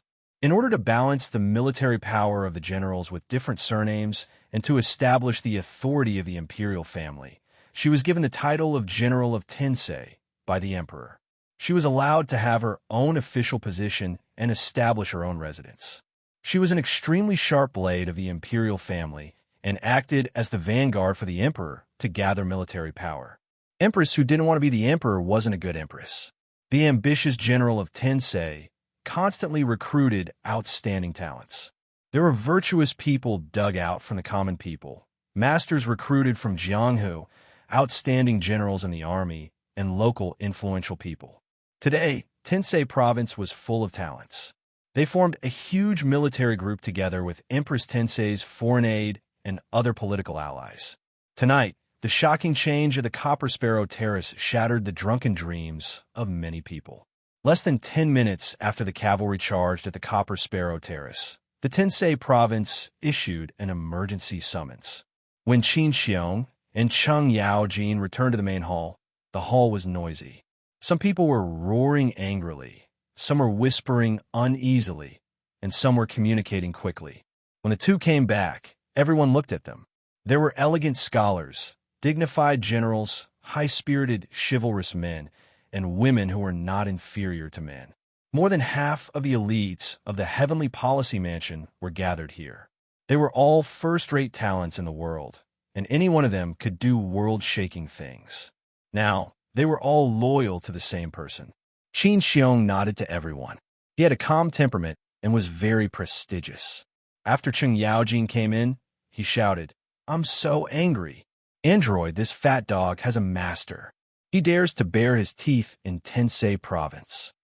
Jijia quiet. The woman sitting at the head of the hall said calmly. Cheng Yaojin immediately shut up, but his face was still full of anger. He was really angry. The noise in the hall disappeared completely. Everyone looked at their monarch. As a woman, can she also ascend the great treasure? None of the people present had any doubts. It was precisely because they did not have any doubts that they chose to join this woman. They believed in her talent and ability, and that she would be able to lead everyone to a great cause, the greatest cause in the world. Empress Concubine looked around. Everyone here was her left and right arms, a huge arm that she could rely on. She had fought side by side with them a long time ago, and some of them were close friends and family that she had made since she was young. This was her strength, her confidence, her reliance, the divine weapon that she used to defeat strong enemies. She said indifferently, "You all heard it." Fang Xiao, the general secretary of Tensei province, stepped out from the crowd and said, "General, Jia Ying is cunning and scheming. I'm afraid that she doesn't have good intentions when she invites you to Tensei province." The administrator, Du Qiming, shook his head and said, "No, you must go. If you don't go, you will be showing weakness and weakening your reputation. Reputation can be big or small, but in this matter, it is more important than the sky. If you don't go, you will be showing weakness." This is Jia Ying's plan. Moreover, his voice lowered slightly as he slowly said, "Great General, the Imperial Palace has maintained its silence. The palace gates of the Imperial City are tightly shut, including the messengers we sent out. All of the people who requested an audience were blocked outside the palace. This is very clear. The current emperor, at this very moment, is looking at you. It is the duty of a subject to share the emperor's worries. Moreover, you are his flesh and blood. If you pretend to be deaf and dumb, the emperor will be disappointed." Du Qiming raised his head and looked at the empress concubine. He said resolutely, "I will definitely go." Fang Xiao was cautious, but Du Qiming was decisive. Fang Xiao looked worried. "But what if Jia Ying has bad intentions? What should we do?" Cheng Yaojin shouted, "We are not here to eat rice. We will go even if it is a mountain of swords or a sea of fire. We will bring more people to escort the general. If he dares to harm you, we will kill him." Fang Xiao smiled bitterly. "Jijia, don't be impulsive." "How is this impulsive?" Cheng Yaojin glared. "That Jiang only led the troops to the Copper Sparrow Terrace. If he wanted to rebel, why would he go to the Copper Sparrow Terrace? He would have already killed his way to the palace. He didn't go and even came to invite the general. He must have other plans. I don't believe he dares to harm the general and start a war." These words made some sense. Many people did not think of this. After Cheng Yaojin mentioned it, they all fell into deep thought. Fang Xiao was stunned for a moment and slowly nodded. "This makes sense," Qin Xiong said, "but we can't let our guard down." After Jia Ying returned to the capital, he used thunderous methods to do such a major thing.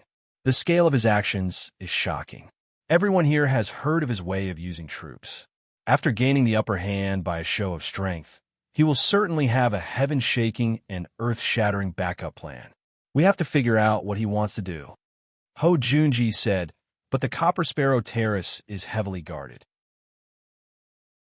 Not even a bird can fly out, and communication has been cut off. As for spies, sister-in-law Chuchen," the red-clothed woman next to Medicine masterly said, "His Highness ordered me to restrain my subordinates and forbid them from sending out spies." Empress indifferently said, "Because it's useless. Given his ability, he will be easily discovered. Even if he comes back with news, I won't believe it, because there's a high chance that he's purposely spreading false information." Everyone fell silent. There was a saying in military books, "Know thyself and know thy enemy to be victorious in every battle." But now, he had no information about his enemy. He didn't know what his enemy wanted to do and what he was doing. There was nothing more annoying than this. Cheng Yaojin did not have much patience and was sulking on the side, but he was rather clever.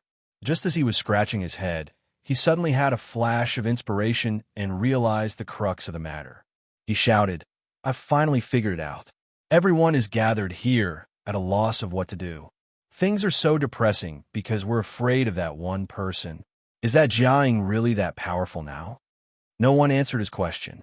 In any case, it was truly displeasing to diminish one's own prestige and boost the morale of others. Fang Xiao hesitated and said, "The most recent record of Jia Ying's actions is the incident in Jinling not long ago. Thunderclouds covered the city and lightning dragons devoured people. It sounds like a myth, but it's not incomprehensible. The chi of heaven and earth gathers together to form wind and lightning. Lightning strikes down and is the most powerful weapon. Even if we were to climb to a high place and wave our swords in a thunderstorm, it would be easy for us to be struck by lightning. He might be using some kind of imperial army to summon lightning. In essence, he's still within the realm of mortals. It's still a power that we can understand," Du Kimming said indifferently. "What about the incident at Bai Castle?" Everyone looked at pharmacist Li and his wife. They were the ones who were tasked with the mission of raiding Bai Castle. But when they saw the incomparably powerful sword light sweeping across the sky, they decisively chose to retreat. A strategic shift in military affairs was not shameful. Victory and defeat were common knowledge in military affairs. Although it was said that way, it was still very shameful.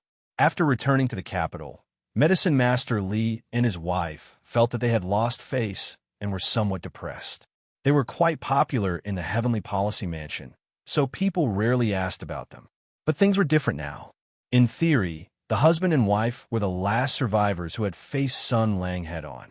Pharmacist Li and his wife looked at each other.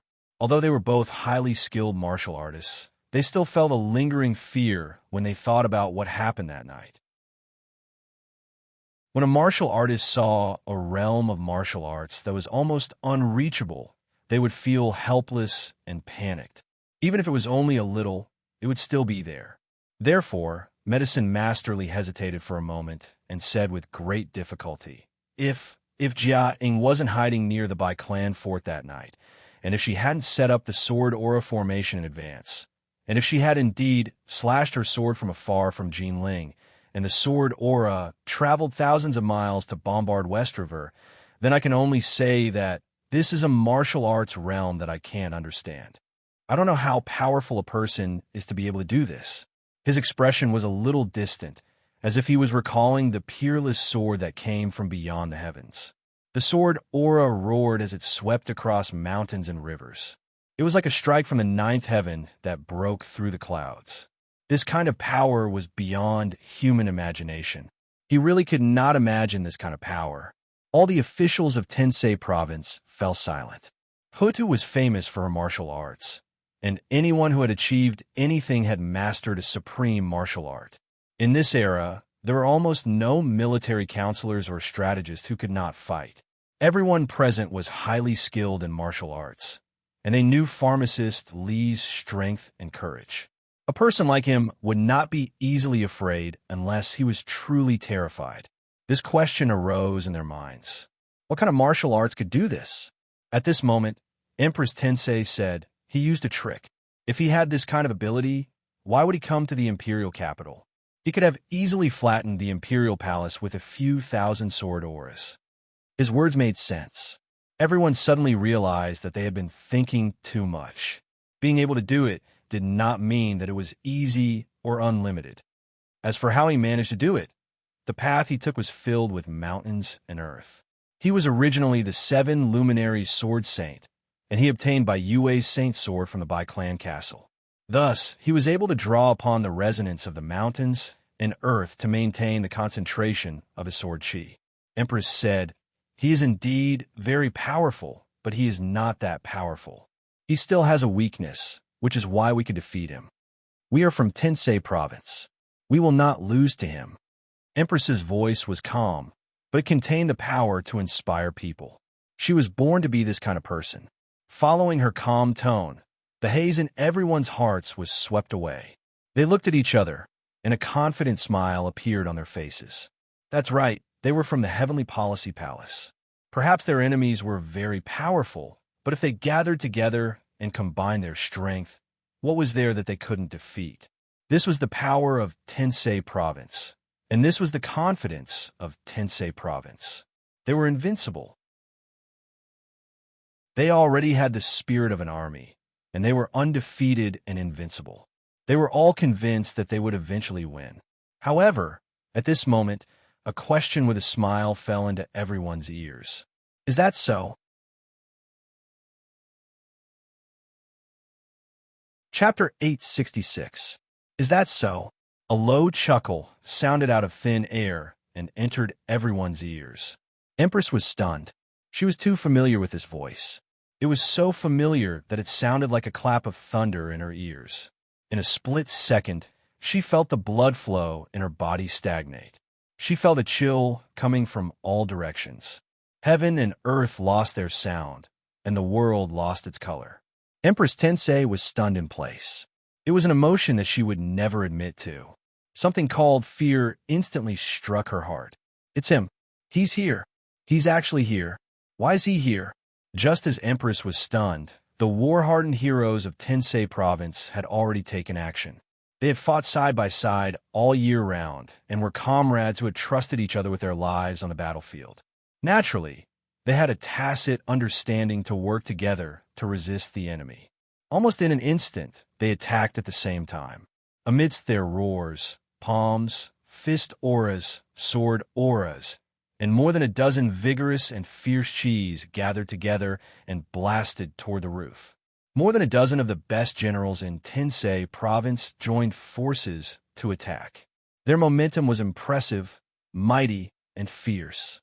Their momentum was like a rolling thunder, like a tornado. Since the end of the Tianyuan War, it was hard to find such a magnificent scene in the world.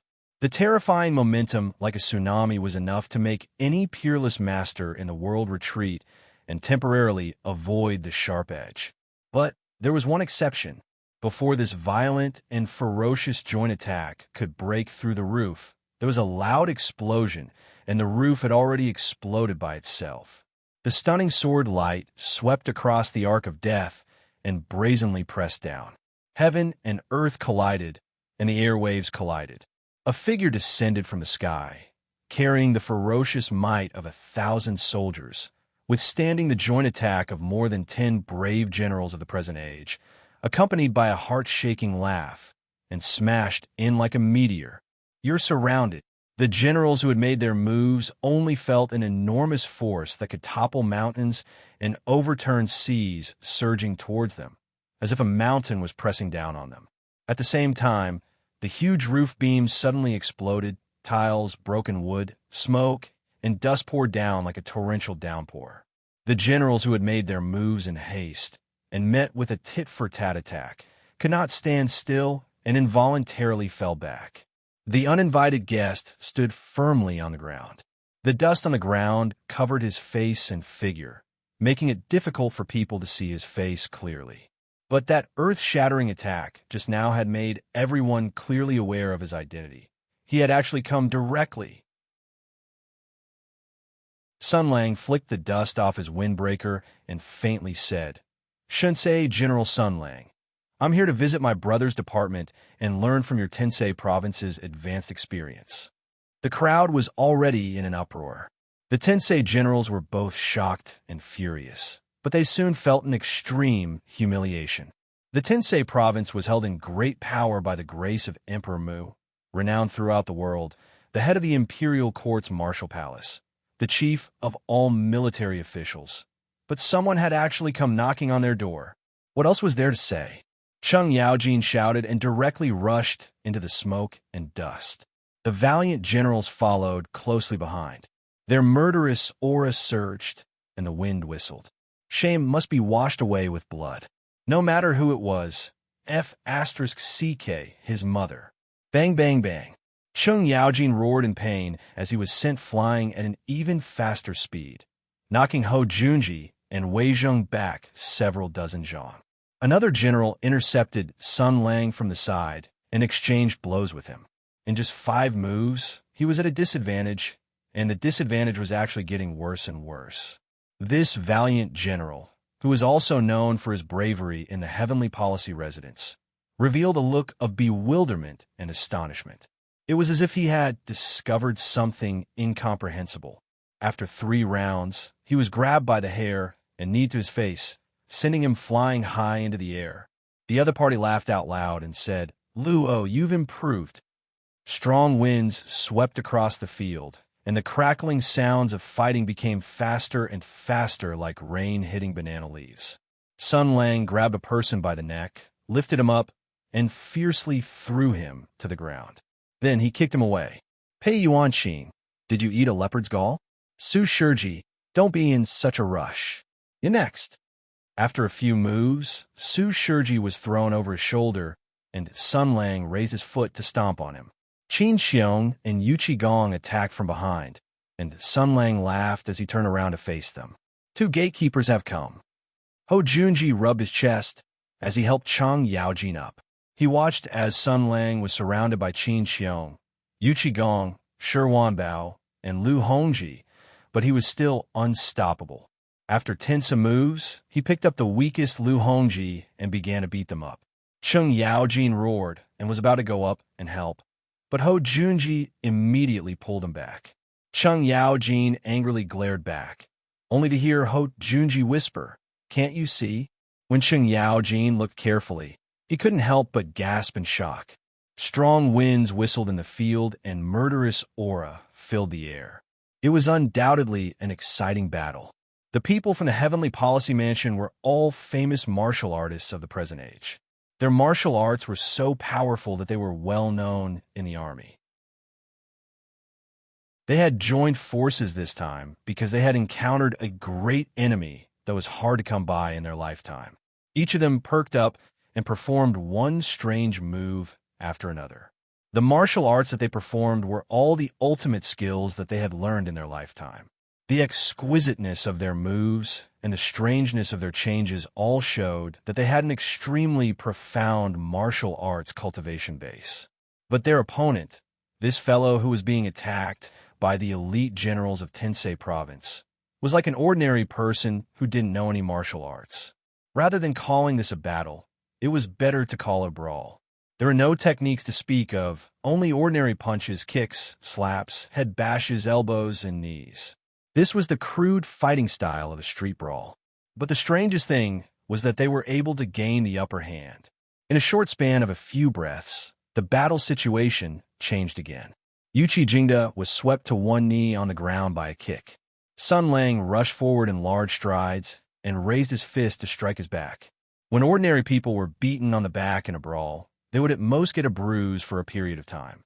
But if General Shin's small fists hit the middle of the back, their internal organs would most likely be shattered, their tendons broken, and their bones broken. Everyone rushed forward with all their might. The originally incomplete joint attack formation had even greater flaws. With Sun Lang's current level of martial arts, what he was best at was looking for flaws and hiding a chance to win in the slightest.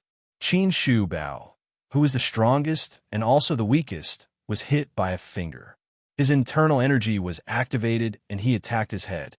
The other party's internal injuries were immediately triggered. Qin Shubao's blood and qi flowed in the opposite direction. His face was pale and he screamed as he staggered back. Sun Lang did not chase after him.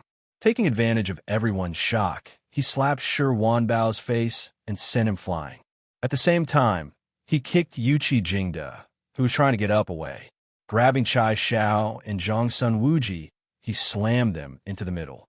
Their heads collided and they both fainted. The joint attack formation was broken in an instant. The few people in the formation were shocked and wanted to immediately move to fill in the gap. However, 2 human cannonballs were already at their chests. Behind them was a solid pillar. If they were to dodge, Chai Xiao and Zhang Sun Wuji's heads would definitely explode. Helpless, they could only stretch out their hands to catch them. And Sun Lang was like a shadow, charging forward with an unstoppable momentum. He was unstoppable and invincible. Cheng Yaojin muttered, What kind of martial arts is this? I'm afraid his kung fu has already reached the pure realm." At this level, there are only 3 moves left, attack, defense, and evasion. Ho, Junji muttered. This kind of enemy. Sun Lang kicked Yuan Shiji and Shui Yuanjing away. Pei Huaijie and Li Xiandao roared at the same time and attacked ferociously. Pei Yuanqing, Su Shiji, Luo Shixin, and the others also roared and charged forward. Although they were facing an unprecedentedly strong enemy, they were not people who bullied the weak and feared the strong. Another dozen Tensei generals charged forward. Facing the killing intent from all directions, Sun Lang's expression was calm. Many of you don't know one thing. Today, I will let you all understand. Do you all think that I escaped from the great desolate mountain? His robe fluttered and his eyes were like lightning. I walked out. If having more people is enough, what's the point of practicing martial arts? Waves of energy flew everywhere as stellar energy, sword glows, palms, and fists collided. Sun Lang turned into a white shadow, and the final battlefield was dominated by a white storm. The sounds of battle grew louder and louder, and people were constantly sent flying while screaming in pain. In the end, everything returned to silence, as if everything was normal. The divine stratagem general stood tall, and the heavenly stratagem heroes who charged at him were beaten to a pulp. He looked around disdainfully, and the crowd surrounded him. Those who were beaten down were also helped up. Killing intent filled the air, and hostility filled the air. The dust had already settled, but no one dared to step forward. Not a single one of you can fight, Sun Lang said indifferently as he flicked the dust off his sleeves. Everyone here is trash. This casual tone once more provoked the anger of the crowd. Chung Yaojin loudly said, "Let's use our weapons." Sun Lang raised his eyebrows. All right. The blazing and sharp, invisible sword formed from Qi was lifted inch by inch from nothingness. The golden sacred sword of the Imperial Army shone brightly in the hall and was inserted into the floor tiles. He said indifferently, "Swords have no eyes. Who will go first?" No one said a word. Fang Xiao quietly retreated and slowly moved toward the door. Sun Lang did not look at him. Are you a snail? If you want to call for help, hurry up and call for the Black Armored Army. Let everyone see how the Heavenly Policy Mansion's people with special abilities were beaten to a pulp by the General of Divine Strategies. Let's all show our faces. Fang Xiao helplessly stopped and said, "What are you trying to do?" Sun Lang looked around. Everyone was looking at him. The battle just now was simply shocking. Who would have thought that in such a short period of time, all the heroes of Tensei would join forces to attack one person and be easily defeated? This person had gathered troops in the capital and attacked the Bronze Sparrow Pavilion. Now, he had actually come to Tensei province alone. Was he trying to challenge the entire Tensei province by himself? What am I trying to do? Sun Lang looked at everyone and even nodded with a smile. Some people looked directly at him, but most of them avoided his gaze. He looked very pleased. Your Tensei province's culture of working overtime is very good. It's already so late, but everyone is still here. You're a good example of a professional worker. Today is a good day. Everyone is here. He smiled slightly, revealing his snow-white teeth. It's a good chance to catch all of you in one fell swoop. Chapter 867. It was very important to gain the upper hand by a show of strength, because momentum was very important. Android had come once before and left after delivering the message. Everyone was discussing Sun Lang's intentions and considering whether or not to attend the banquet at the Copper Sparrow Terrace. At this moment, Sun Lang appeared like a divine soldier descending from the sky. It was already very frightening. When he was surrounded by the heroes of Heavenly Plan Hall, he actually fought them head-on and defeated the top-class generals of Heavenly Plan Hall who were gathered here. Even though the battlefield was small and he did not use any weapons, his terrifying martial arts, which allowed him to obtain victory in such a casual manner, was enough to prove many things. Everyone was still hesitating whether or not Sun Lang's martial arts were as terrifying as the legend said. They didn't expect to be proven in the blink of an eye. This feeling, this complex feeling, was really difficult to describe in words. Therefore, The momentum was taken away by him. Such terrifying martial arts almost shocked everyone, making them feel as if they were in a dream. Therefore, when they heard words like catch them all in one net, they instinctively felt fear and worry. This madman didn't really want to kill them all, did he? But no one doubted whether or not Sun Lang could do such a thing. They no longer doubted that Sun Lang had the power to slaughter the entire Tensei province by himself. A mark had been branded in their hearts. It was a very subtle mark called fear. Sun Lang was very powerful. Sun Lang was an opponent that couldn't be defeated head-on. If they wanted to win, they could only rely on tactics and tactics. Once such thoughts came into their minds, they would lose their drive. Once they felt that they couldn't compete with someone head-on, fear would naturally arise. Slowly, they would lose the courage to face the enemy head-on. They would only think about retreating and running away. Just like now, when they heard the declaration of catch them all in one net, many people were shocked. There was no lack of courageous people, no lack of meticulous people. But after experiencing this terrifying defeat and witnessing someone's unreasonable strength, all sorts of feelings welled up in their hearts. The warriors desperately pondered Sun Lang's realm, while the tacticians thought of the reason the emperor had been silently giving in. At this moment, almost everyone's state of mind had undergone subtle changes. Sun Lang turned his attention to Empress. From the beginning until now, Empress had not said a single word. In truth, she should have immediately stopped the generals from attacking from the very beginning, so as to prevent this mountain-toppling defeat from affecting their minds. But she was still made of flesh and blood. In her shock, she did not have the time to think. As a result, once the battle began, everything was irreversible. But now, her eyes were still very calm. No one knew what she was thinking. Sun Lang said, I heard from Fatty and that you weren't at home. How could you lie to me? Empress stared at him, and his eyes gradually became fierce. He gritted his teeth and said, get lost. Surrounded by heroes, Sun Lang's expression was calm. He shrugged his shoulders as if he was talking to an old friend. He put on a disgusted expression, tilted his head, and asked, Are you angry? Empress was unmoved and said coldly, You've achieved your goal. Get lost. Sun Lang said in surprise, How can that be? I'm here to catch all of you in one fell swoop. Think about it. The backbone and elites of your Tensei province are all here. What is this called? This is called a gathering of treacherous officials. A bomb thrown here can sweep away the darkness and filth of the imperial court. From then on, everyone will be in the imperial court. What a rare opportunity, isn't it? For the future of our country. It looks like I have to be an executioner. Empress sneered. Oh, then why haven't you attacked yet? Then why didn't you kill anyone just now? You're still like before, bluffing and scaring people with your big words. If you're so powerful, why don't you just kill your way into the palace? If you're so powerful, why don't you turn against the imperial court in Summer Province or even Ming Province? Her tone gradually became agitated, and her eyes became fierce. The most outstanding princess of the empire approached Sun Lang step by step. Do you think you've won the matter of Ming Province? Do you think you've won the matter of Qin Province? Do you think you've won the matter of Summer Province? No, in fact, you've lost. Sun Lang, you've lost. Empress said slowly in a low voice. Before Bai Yue died, he entrusted the holy sword to you.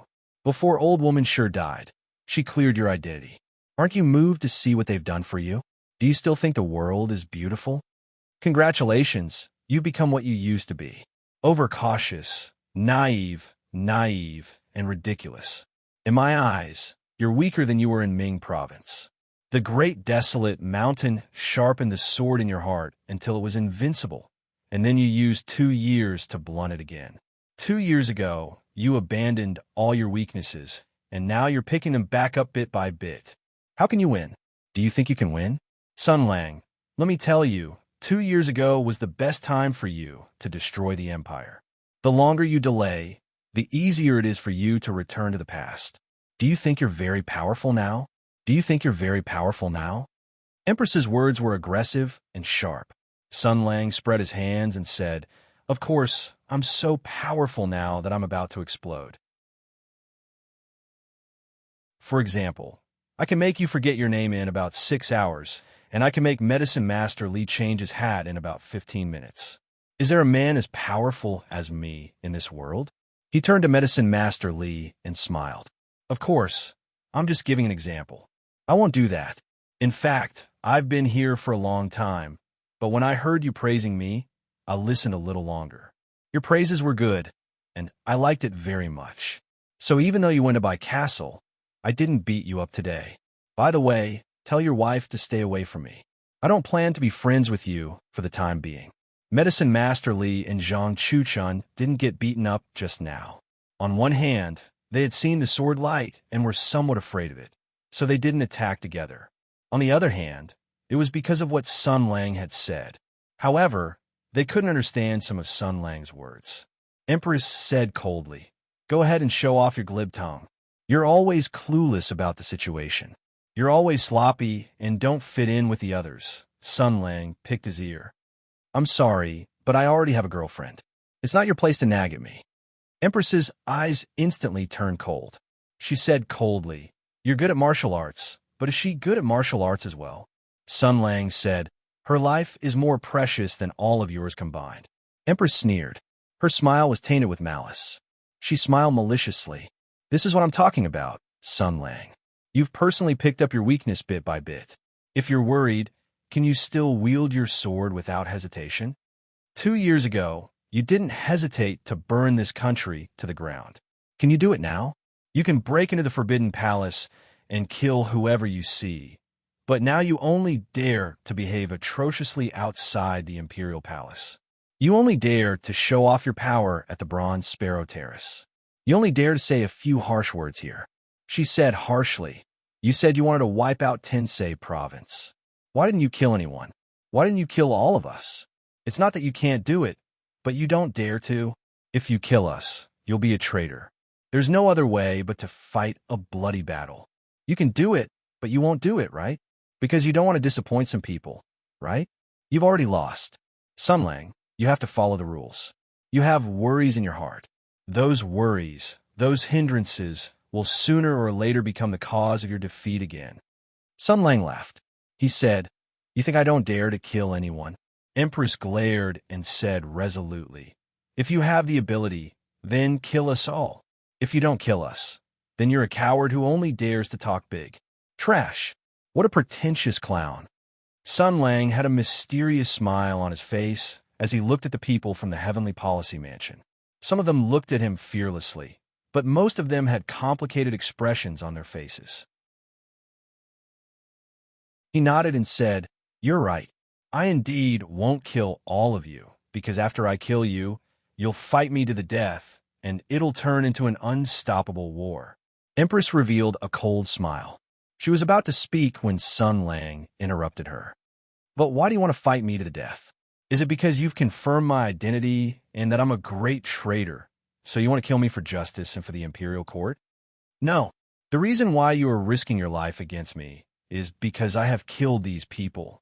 I have killed your right and left arms. I have killed your greatest reliance in your scheme for the throne. Without these talents, your reputation, power, and influence will plummet. Without the help of these talents, you will fall far behind other competitors. For you, it doesn't matter even if the empire is destroyed if you lose the chance to ascend the throne. If I shatter your chance to ascend the throne, you'll fight me to the death." Sun Lang smiled at Empress. "That's the truth, right?" The general of Tensei sneered and didn't say anything. Sun Lang looked at everyone present again with a playful gaze. "Then here's the question. If I only kill one person, will you fight me to the death?" His finger pointed at Cheng Yaojin. Sun Lang repeated with a smile, "If I minced Cheng Yaojin into minced meat in front of you and then turn around to leave, would you avenge him without caring about anything? Would you lead your officials and fellow soldiers to fight me with your life, only to be hacked to death by me one by one? Would it even lead to an irreversible, bloody battle, smashing the empire and the court into smithereens and completely destroying your hope of becoming the emperor?" Empress's eyes changed. "Oh, you obviously won't. No one will. Because of the big picture, reason the big picture is more important. It's obviously not worth it to sacrifice everyone for a mere Cheng Yaojing. Sun Lang smiled and said, "Then, what if I only kill 2 people? What about 3 people? What about 4 people?" His finger pointed casually in the crowd. 5 people, 6 people, 7 people. Tell me, how many people will die as the bottom line in your heart? How many people will die before you fight me to the death? How many people will you sacrifice before you think about the big picture? Or, his malice became more and more obvious, murderous and heartless. Sun Lang's whisper stirred the darkness in people's hearts. Or, that person is indispensable to you? Will that person's death make you feel that your hegemony is over? Fang Xiao and Du Kemming, who gave you advice? The most prestigious and capable Qin Xiong? Answer me. Who among the people present did I kill to make you lose your mind and fight me to the death? In other words, who among the people present is insignificant to you? It doesn't matter after I kill them. Is it him, or him, or him?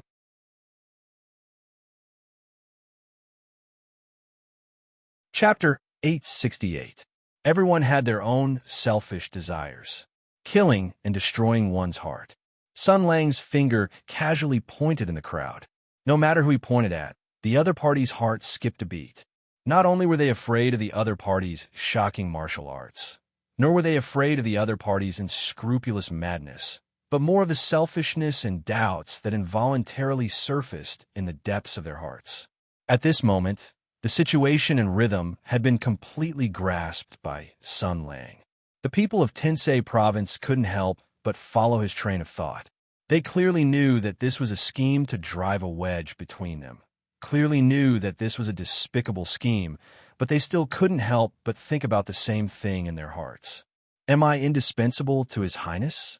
Am I someone that he can't lose no matter what? If I were killed by Sun Lang right now, would His Highness risk everything to avenge me? Once such a thought appeared in one's mind, the answer would also appear in one's mind. This was because one knew one's own affairs best. Whether one was indispensable, whether one could not be replaced by others, everyone knew in their heart. Most people weren't unique and indispensable. Most people had substitutes. Most people's deaths couldn't touch Empress Tensei's bottom line of reason. Therefore, this was an open conspiracy. Sun Lang had only pointed out the objective facts. Everyone had their own selfish desires. Humans were such suspicious creatures. After realizing this, the members of the Heavenly Policy Palace who felt that they were not important began to have another question. Since they were not important, who was the most important person in His Highness' heart? The answer to this question was also very obvious. Everyone was a member of Tensei Province. They all had their own small circles and interpersonal relationships. They all had a better understanding of each other's talents and abilities. With this kind of question, a few names would come to mind. Fang Xiao was cautious, and Du Kemming was decisive. They were both rare wise men in the world. Qin Xiong had outstanding achievements and was highly respected. He was the first favorite general of Tensei's general. Sheng Jijia was born in a famous family. He maintained the alliance between several big families headed by the Cheng family and Tensei Province. They were all very important, even unique and irreplaceable. This was a fact that everyone had tacitly agreed upon. After all, there was no first place in literature and no second place in martial arts. Wherever there were people, there would be a hierarchy. However, at this moment, after Sun Lang's words, some things had quietly changed. Therefore, on the surface, although they still maintained the state of sharing a common enemy and glaring at Sun Lang, in secret, many people had some slightly dangerous thoughts in their hearts. The wise men were the first to discover Sun Lang's evil intentions. Fang Xiao shouted, "This is a scheme to sow discord. Everyone, don't be fooled. He wants us to be suspicious of each other." Before he could finish, Sun Lang pointed at him and laughed. "It's here." Someone who could talk without feeling any pain had appeared. "In any case, you are the most important person. In any case, the person who will be killed will not be you, so you can say whatever you want. As for these unimportant side brothers for your master's great cause, it doesn't matter even if they die. The most important thing is to prevent the enemy from sowing discord. That's what you mean, right? Feng Xiao was an honest man. Hearing this, he flew into a rage. Shameless bastard! Shameless bastard! At this moment, the emperor's concubine suddenly shouted, "Enough!" Everyone was silent. Everyone shut their mouths. Sun Lang's expression did not change. He turned back gently and said slowly, "General Tensei, what vulgar words do you want to say?" The emperor's concubine raised the Heaven Origin saber in her hand and pointed the blade at Sun Lang. She said coldly, "Your plan won't succeed. I won't let you take a mile after taking an inch. Everyone here is very important. They're all my indispensable arms and legs. Everyone is the same. We are the Heaven's policy residents, and we advance and retreat as one. Everyone is my blood brothers. No matter who you kill, I will not let you off." She said this resolutely, containing an uncompromising iron will. "After all, this is what you taught me. Never negotiate and compromise with terrorists. If you give in once, there will be a second time." Hearing this, Sun Lang suddenly laughed. "I've never seen such a shameless person before," he sighed. His eyes gradually became cold. Looking into the emperor's concubine's eyes, he said indifferently, "You've maintained your image of being courteous to the wise, humbly accepting advice, and being loyal to your friends for more than 10 years. Don't tell me you believe it yourself?" Empress was stunned for a moment. Then, she sneered, "Whatever you say," Sun Lang interrupted her. The smile on his face was full of ridicule. "You don't give up on anyone. Everyone is your brother? You value them very much? You can give up your empire for them? Huh? Ha ha ha, are you kidding me? Are you kidding me?" He looked at Empress with a calm expression, as if he was talking about a trivial matter that had nothing to do with him. "You can even sell me for the throne. Who are these people?" Empress's expression changed abruptly. It was as if all the blood in her body rushed to her face. She was like a dragon whose reverse scale was lifted. She roared fiercely. "Nonsense! You make me sound like you," Sun Lang said gently. "I'm not an idiot. None of the people here are idiots. They have eyes and brains. They can see, remember, and think. Many of them know what our relationship was back then. They can also roughly guess what happened later." Empress gritted her teeth and said, "It was you who had resentment and wanted to rebel against the imperial court. The country is more important than the personal relationship. For the eternal stability of Hutu, for the sacrifice of the heroes, you will not be in vain." Sun Lang just said lightly, "No. The reason why you betrayed me was that the emperor was suspicious of me. At that time, I was too close to you. If we continued to be close, and even became husband and wife, your position in your father's heart would plummet. His suspicion of me would also be transferred to you. You would completely lose the opportunity to touch the throne. So, you chose your father. That is all. Just for the throne. For the throne, you can even betray me, let alone these people." Empress's eyes were red and her body was trembling. She was like a volcano that was about to erupt. Sun Lang's expression was still indifferent. The past was the past. After coming out of the Rongwa mansion, he had completely thought it through. He said, "What? Are you not convinced? If you're not convinced, you can make a vow right here in front of your subordinates. You will tie all your lives together. If one of you dies, the others will not hesitate to avenge him, even if the blood of the empire flows like a river.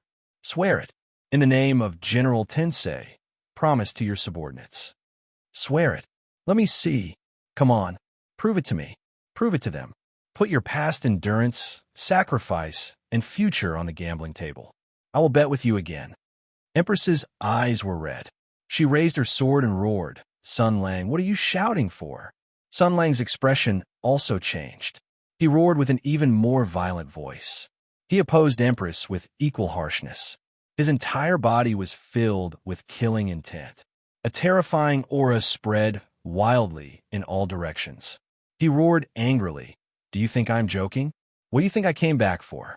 What do you think I came to your house for?"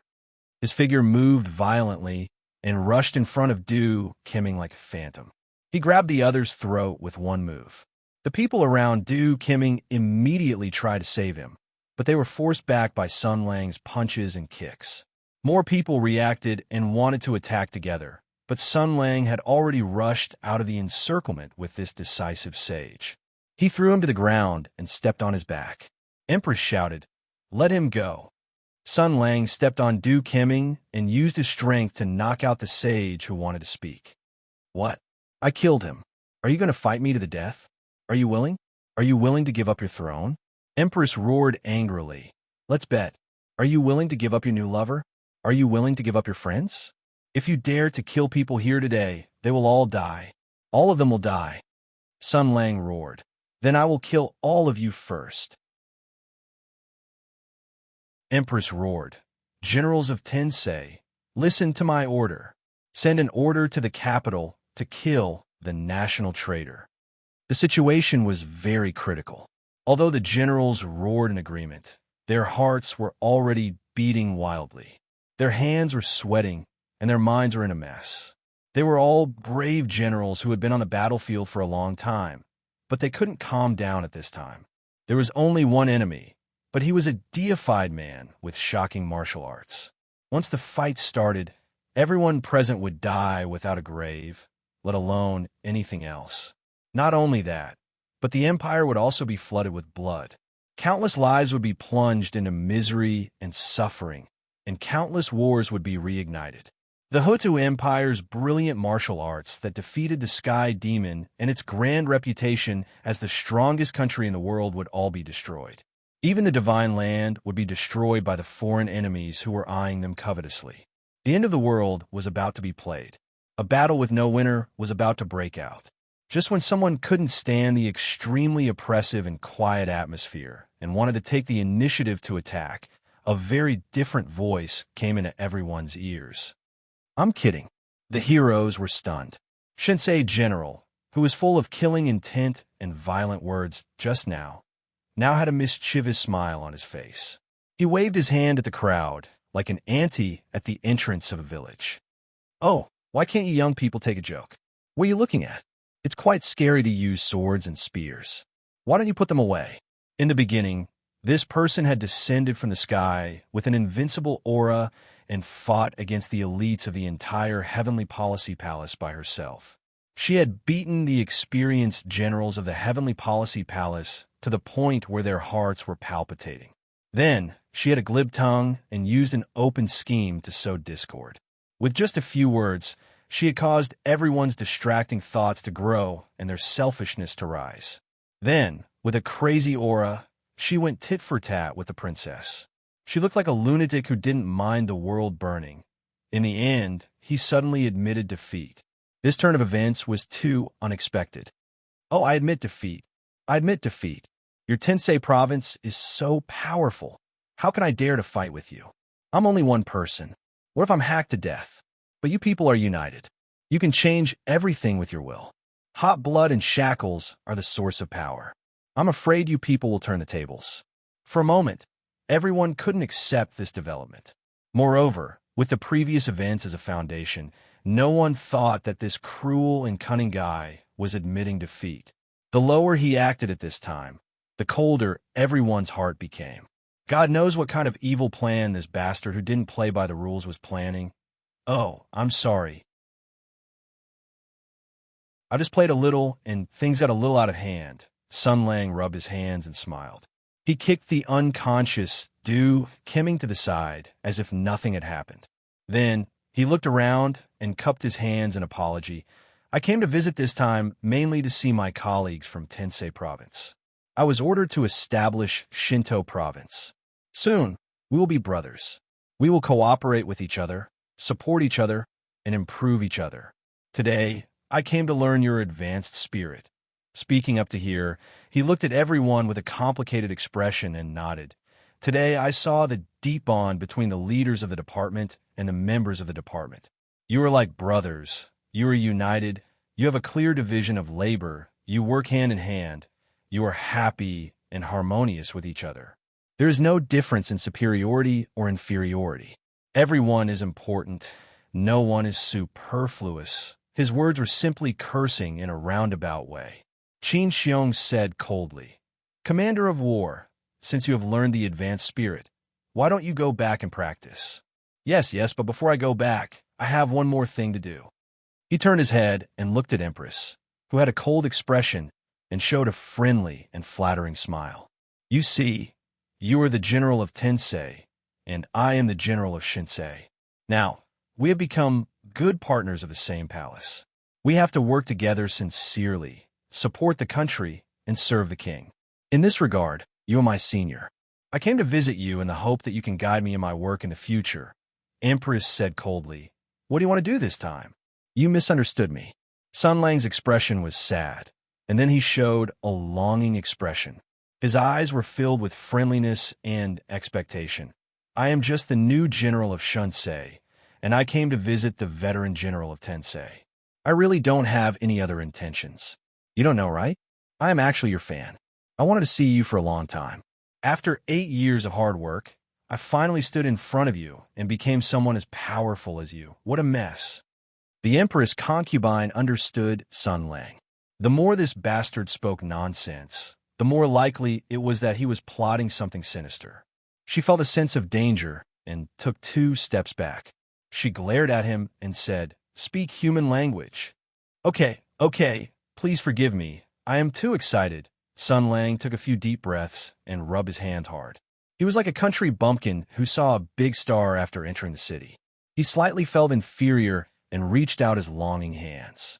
He said in a sincere tone that I have used Dihua Jishio hand soap to wash my hands many times. As a symbol of friendship between Tensei Province and Shinto Province, and as the beginning of the friendly cooperation between the 2 departments, Your Highness Empress, can I shake hands with you?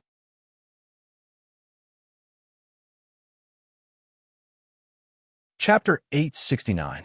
The etiquette of shaking hands had existed since ancient times. At first, it was when humans from 2 tribes met. They did not speak the same language, and their positions were unclear. They shook hands to show that they were not carrying weapons and to show their friendliness. This behavior was passed down and gradually evolved into the etiquette of shaking hands. Especially in the empires that were founded on martial arts, the etiquette of shaking hands was very popular. From the emperor to the commoners, they were used to using this method to show their friendliness. Therefore, according to common sense, General Shin's request was very normal. Sun Lang was originally the commander of the 6 armies with illustrious military achievements. Now, he was given the title of General Shinsei, which was the same rank as Empress Tensei. It was normal for the 2 of them to shake hands. However, the Empress concubine instantly saw through Sun Lang's evil intentions. When the imperial envoy from Mingzhou went north, she was kidnapped by Sun Lang.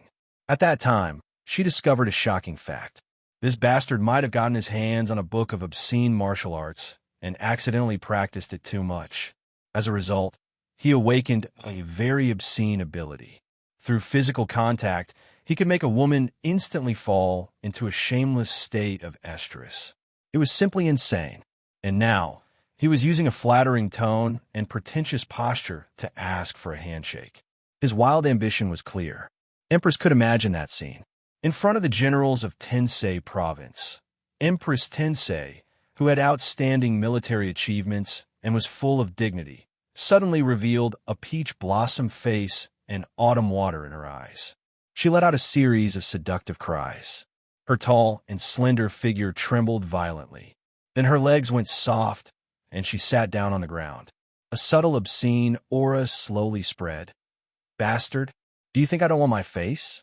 You despicable, shameless, obscene, and disgusting obscenity demon.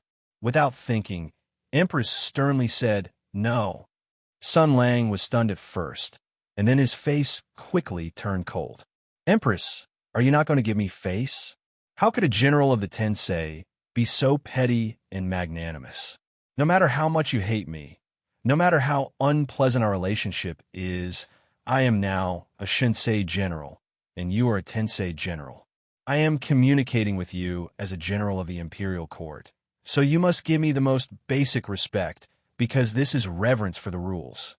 Empress was so angry that one Buddha was born and 2 Buddhas were about to ascend to the heavens. "Shameless bastard, how dare you accuse me?" she said angrily. "You know the reason."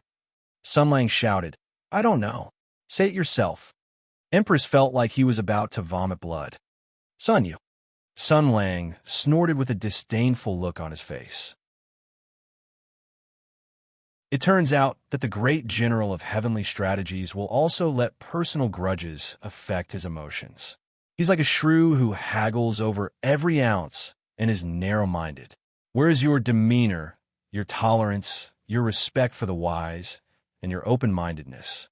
What I see at this moment is only a woman who is so angry that she has lost her mind, a petty and impulsive person. Oh, I'm going to tear you into pieces. The Emperor's concubine was about to go crazy from anger. The heavenly strategies officials also looked over with puzzled and surprised gazes. In their hearts, the general was indeed not a narrow-minded person. He would always maintain the dignity and bearing of a noble. Even if he was facing someone he hated, he would not lose his poise. What was going on today? Could it be that Her Highness still had feelings for Sun Lang? So, dangerous thoughts appeared in the minds of smart people. On the other hand, Sun Lang was still aggressive and continued to stab. Now we are in Tensei province, and there are no outsiders watching, so it doesn't matter. Let me ask you, what about in the future? In the future, when we are officials of the same palace, when we meet in public, when all the civil and military officials are watching, and when I, as the general of the Shinsei General, extend a hand of friendship to you, will you turn a deaf ear and ignore me? Will you do that? You will. That's how you answer me with your eyes. Is there something wrong with your head? Are you willing to do anything just to make me lose face? What will others think if they see that kind of thing? They will think that Empress is domineering. She has no respect for anyone. She doesn't look like a ruler. Don't do evil because it's small, and don't do good because it's small. This sounded like a well-meaning persuasion, and it was very reasonable. The heroes of Tensei secretly nodded in their hearts, but they also felt strange. Damn it, is there something wrong with the role? Empress, on the other hand, was unable to speak, and the grievance in her heart couldn't be described with words. You actually dare to fucking threaten me? Ah, yes, threaten. The subtext of those words just now was that when I see you in public in the future, I will go up and shake your hand and hug you to show my friendship. I want to see how long you can hide. She was simply crazy, but she couldn't speak of her suffering. She was so angry, so angry, so angry. How to say it? This was very sad. It was the most uncomfortable thing in the world to meet an enemy who was extremely good at fighting, outstandingly intelligent, insidious and cunning, and had no taboos. Although the heroes of Tensei were quite dissatisfied with Empress's pettiness, Sun Lang was still here. Even if they wanted to persuade her, they couldn't do it at this time. Since the boss was unwilling to shake hands, the younger brother naturally had to speak up for her. Feng Xiao said indifferently, "Why is Commander of War so insistent on shaking hands? Is there some conspiracy?" Sun Lang glared and said, "Why are you slandering me? I shook hands with Empress to show my friendship. If I had any conspiracy, I would have implemented it long ago. Why would I wait until now?" Feng Xiao snorted. "Your Excellency used violence to hurt people first, and then used words." Sun Lang raised his hand and said, "Wait, what do you mean by using violence to hurt people? Don't get it wrong. What happened in the beginning? I only said, is that so, and you all attack me together without saying anything. If I didn't resist, did I want you to beat me to death?" Feng Xiao was speechless for a moment. She knew that she couldn't be entangled in this matter, so she said, "Then what did your Excellency do after that?" "You tried to sow discord between us and His Highness." Sun Lang snorted. "I wanted to say it from the beginning. Is this King sow discord? What kind of joke is this? I just said some facts. Sow discord? Do you want to know what it means to sow discord?" He pointed at Feng Xiao. "If I took you down and slowly slit your throat with a knife, your friends would of course save you, but they weren't as fast as me. Your life was in my hands. At that time, I said that I could spare your life, but I wanted someone to replace you. I wanted your friends to vote for a victim to replace you. The person with the most votes should die, and they weren't allowed to choose themselves. This is what I call a F asterisk King Sao discord. Feng Xiao was slightly shocked and couldn't help but be speechless. Sun Lang snorted. Your Tensei province is simply crazy. From the beginning, you fought with your fists and feet. You even said that I used violence to hurt people and that I was stirring up discord. From the beginning to the end, you all misunderstood and targeted me. You all don't know what you're talking about. Now that I showed my goodwill and wanted to resolve the conflict, Your Highness Empress looked down on me and treated me with contempt. I'm a Shinsei general. My military rank is higher than yours, and my military achievements are greater than yours. In the past, you all had to call me Marshal. Now, he pointed at everyone and reprimanded them, as if he was scolding his grandchildren. Each and every one of you, childish, naive, simple. Your Highness is messing around, and you all are messing around with him. Shameful. Everyone was scolded badly. For a moment, they were in a complicated mood. They wanted to fight back, but they didn't know where to start. Sun Lang didn't give them a chance to think carefully. With the momentum of scolding the officials, he turned around and looked at Empress with a righteous gaze. Hey, do you want to shake hands or not?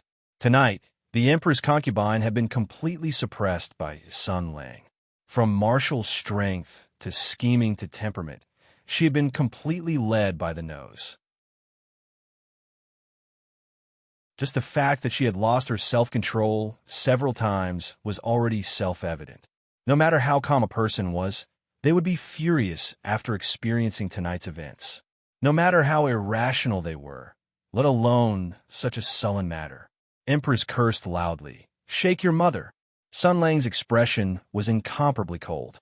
He said lightly, I've learned about Tensei Province's hospitality. The people present were the most elite members of Tensei Province. When they heard Empress's vulgar words, they frowned slightly. When they heard Sun Lang's words, no matter how they felt about General Shunsei, they couldn't help but feel ashamed. The empire valued etiquette, especially for the big families. Empress's behavior tonight was indeed a great discourtesy. If this spread out, it would be extremely humiliating. It was already humiliating enough to be beaten up by someone, but she couldn't even afford to lose.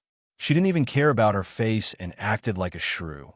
Wasn't this too unsightly? The Emperor's concubine glanced around and saw the subtle expressions on the officials' faces. Anger rose in her heart. She shouted loudly and threw everyone in the palace hall before leaving by herself. Sun Lang snorted. He cupped his hands and said goodbye. He came to make a scene, beat up dozens of people, and beat up the top elites of Tensei Province. He greatly humiliated the Tensei Province. As a result, when he left, people actually felt a little embarrassed in their hearts. They didn't even dare to be angry. It could be seen that Empress's performance was really disappointing. Qin Xiong was a respectable person. He wanted to send people off, but was rejected by Sun Lang. Of course, the witty General Shunsei didn't forget the last opportunity to discuss people. He said, no need to send me off, no need to send me off. There will be many opportunities to communicate in the future. Shinto Province has just been established, and I don't have much experience in management. Maybe I'll learn from Tensei Province. When the time comes, I'll ask for His Majesty's approval to transfer a few people from Tensei Province to help. Don't worry, the salary will be doubled and the treatment will be better. I won't instigate you. People's impression of Sun Lang in their hearts had just improved a little. Hearing this, their faces darkened. F*CKU, you're still doing it? Sun Lang left leisurely under the complicated gazes of the people, leaving behind a pile of feathers. He ran as fast as he could and looked very happy. Soon, he met up with Android, who was waiting nearby. Did you have fun? Fadian asked. Yes. Sun Lang smiled and said, the mission is completed. Empress's menstrual cycle is disordered because of me. She won't come to the Bronze Sparrow Terrace to get in the way.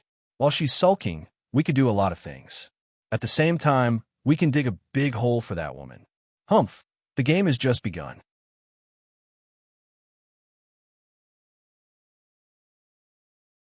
Chapter 870.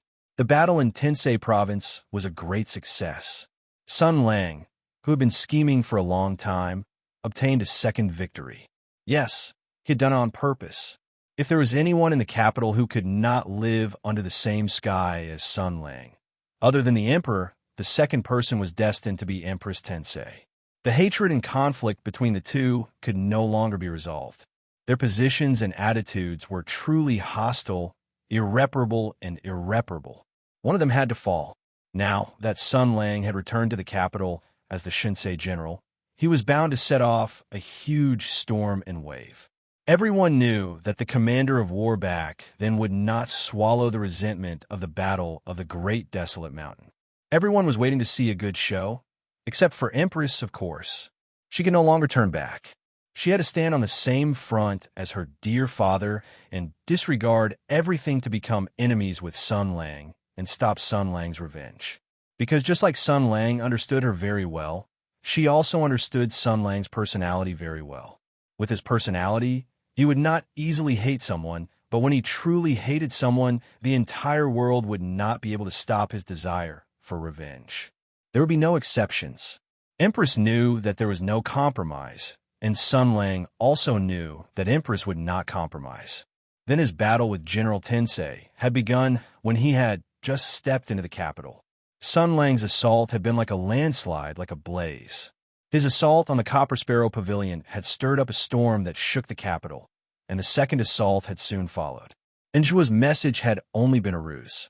It had only been used to arouse suspicion and confusion in everyone's minds about Sun Lang's actions, causing them to be bewildered and uncertain.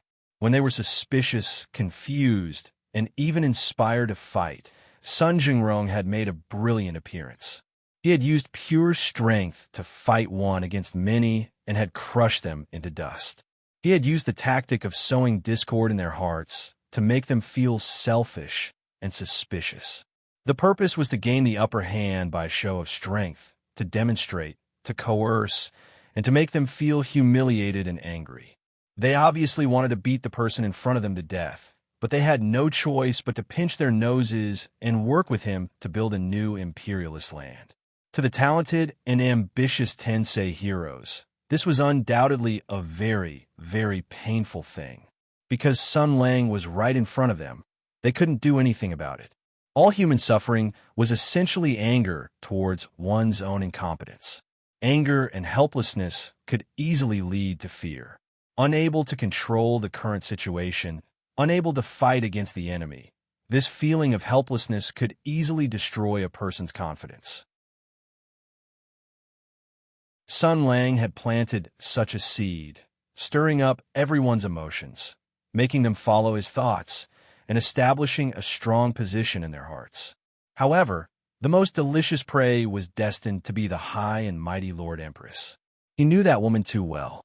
Although she pretended to be courteous and magnanimous, it was just an act. She was just good at self-control. In fact, she was a bad-tempered woman with strong self-esteem. The key was a woman. She was a general who had experienced hundreds of battles. She had established a very deep relationship with the officials of Tensei Province, which came from fighting side by side during the war. For them, a failure was nothing because victory and defeat were common. However, before being a general of Tensei, Empress was first and foremost a woman. She could calmly accept a complete fiasco, even if it was a crushing defeat. She was ambitious and ambitious, so a failure was nothing. The same was true for the officials of Tensei. If Sun Lang blindly acted tyrannical, overbearing, and cruel, it would arouse their unyielding character and make them more united against a common enemy. Therefore, Sun Lang firmly grasped the rhythm.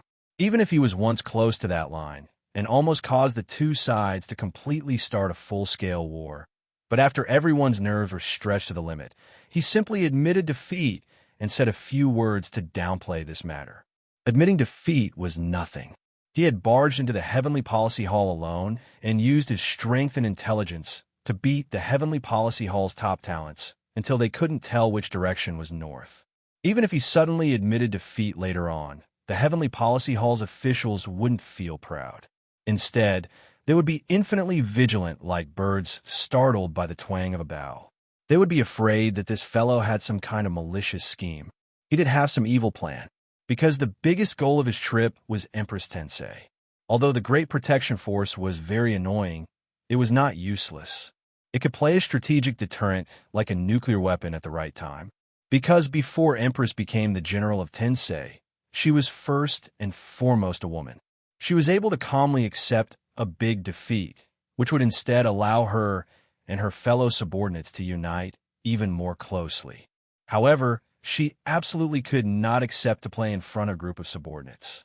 Moreover, it was just a handshake with Sun Lang, and it became like that. Her dignity was swept to the ground. Her reputation was ruined. Her face was destroyed. Her attributes were awakened, and her reputation was damaged. There was nothing more terrible than this. Therefore, she would definitely refuse to shake Sun Lang's hand. Moreover, she would refuse firmly and without hesitation. She was very clear about Sun Lang's wild ambition, but outsiders knew nothing about it. Therefore, in the eyes of the heroes of Tensei Province, Sun Lang extended a friendly olive branch. In the end, Her Highness was very petty and directly refused. In their eyes, the General of Shunsei was actually earnestly advising Her Highness not to throw a tantrum and to be gentlemanly. However, Her Highness was still like a little girl who made a big fuss and didn't listen. However, Empress couldn't explain it clearly. Sun Lang knew her temperament very well. Empress would never tell the truth. What should he say? Should he tell his doubtful subordinates that Sun Lang practiced an extremely lewd technique, and as long as he touched her, she would play in the same place? Although those officials didn't say it, they would definitely mutter in their hearts. How did you know? Oh, previously in Mingzhou, you were kidnapped by him. Oh, could it be? The fire of gossip would burn fiercely. That was it. After Empress clearly refused, Sun Lang didn't continue to pester her. Of course, he could forcefully hug Empress and make her lose a lot of face, but why would he do that? The deterrent force of a nuclear weapon was the greatest when it was left on the launcher. If he didn't hug her this time, Empress wouldn't be so hysterical that she had nothing left to lose. In the future, every time they met in public, she would be on tenterhooks, worried that Sun Lang would suddenly hit her. Therefore, this battle was extremely successful. He successfully suppressed the spirit of Tensei Province in an extremely domineering way on the first day he returned to the capital. He successfully planted some seeds in Tensei Province and successfully made Empress so angry that she lost her mind. Before this woman came to her senses, she would only grit her teeth and sulk at home. There was a time difference.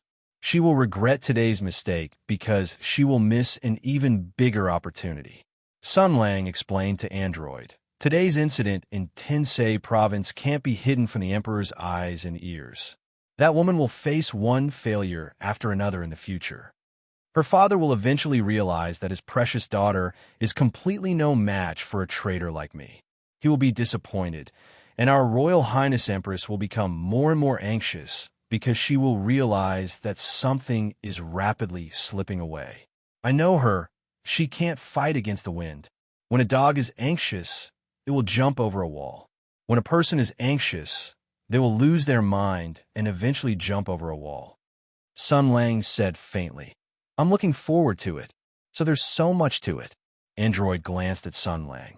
I thought you were just going to make a scene and cause trouble. Sun Lang smiled. I admit that I got a lot of pleasure from that wave of pretentiousness and face-slapping. It's second only to the previous anti-prostitution operation. You think so too, right? People live to show off. Android had an I knew it look on his face and said, You're really, forget it, Fatty, and tell me honestly, when I led you guys into the Copper Sparrow Terrace and yelled anti-vice operation, didn't you feel refreshed and your soul sublimated? Android was silent for a moment, then nodded. Indeed, it felt so good. The two laughed together and then high-fived each other, like two treacherous ministers who had succeeded in their evil scheme. Oh yeah. Amidst the excited sound of hooves, the bear army returned to the Copper Sparrow Terrace. The screening of the brothel patrons had been carried out preliminarily. Many lost youths were inspired by General Shint's righteousness and joined the ranks to fight against the Sky Demon. With firm faith and unyielding spirit, they signed the letter of commitment to fight side by side with the general and to fight against the sky demon. They also wrote passionate declarations denouncing the sky demon under the explicit instructions of the soldiers. They had inherited the resolute fighting will of the heroes of the Heaven's origin sector. Their unyielding spirit turned into sharp spears. They waved their pens hard and cursed the sky demon in their articles. They also cursed the sky demon's 18 generations of ancestors who colluded with the sky demon and all the traitors who cooperated with the sky demon in the most vicious language. It was because the general had said that the more vicious they cursed, the less suspicious they would be. They were all trustworthy comrades, and there was no need to ask their parents or units to pick them up. So, whatever. After all, the people who colluded with the sky demon were definitely bastards without eyes. It wouldn't hurt to curse them 10,000 times. It was the duty of every human being to fight against the sky demon. I wrote this just to show my attitude, not to join Sun Lang. I was just pretending to be polite with him so that I could escape from his clutches as soon as possible. His Majesty will understand me. With such a righteous spirit, many staunch loyalists wrote such letters of commitment and declarations. The talented ones even wrote brilliant and varied articles. It could be said that their strokes were as sharp as knives.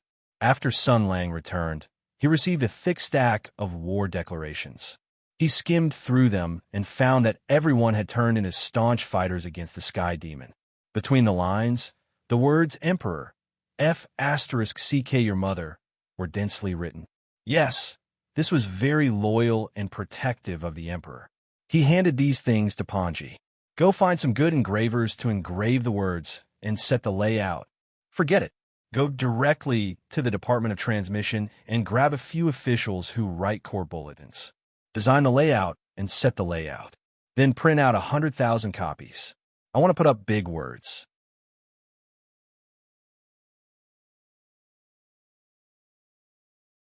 Chapter 871.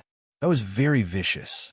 In the Empire, and even in the entire world, opposing the sky demon was the greatest political correctness. Right, of course you have to write. Everyone has to write. No matter if you're an important official of the imperial court, the son of a marquis, or even someone from a famous family, you're still a human. You're a citizen of the Empire. Humans and the sky demon are irreconcilable enemies. Then let me ask you, why aren't you willing to curse the sky demon? I just want you to curse the sky demon a few times. I'm not asking you to declare your allegiance to me, nor am I forcing you to become my subordinate.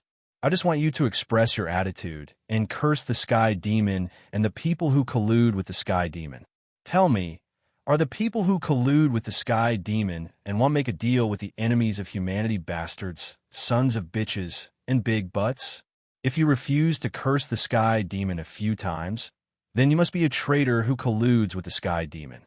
This logic was simple and crude, but it left people speechless. Just like during the War of Resistance against Japan, cursing the Japanese could only be said to be superficial. But if the Chinese refused to do so, who exactly were they? Who were they? Everyone would be suspicious. Therefore, at the very first moment, all the customers of the Copper Sparrow Pavilion had to go through the first round of screening. Everyone had to write a declaration of cursing the 18 generations of extraterrestrial devils. The more they cursed, the more vicious the words, the more insane the words, and the more colorful the words, the less suspicious they would be. This kind of screening was like child's play. Anyone with a brain would suspect that Sun Mo was hiding a malicious plot. However, political correctness was greater than the heavens. If you didn't curse the sky demon, it meant that you were a suspect. With such a big label, everyone had to pinch their noses and helplessly comply. Thus, the royalist faction that had been hanging around the Copper Sparrow Pavilion tonight had all written passionate declarations of war. Not only that, Sun Lang planned to print these letters and paste them all over the capital so that all the people of the capital could see their fighting spirit that dared to fight against the heavens. Yes, fighting the heavens and the earth. Sun Lang laughed sinisterly. When these loyal royalists knew the truth, what kind of expression would they have? The one they were cursing, the one who had made a deal with the sky demon, was none other than the wise and mighty emperor.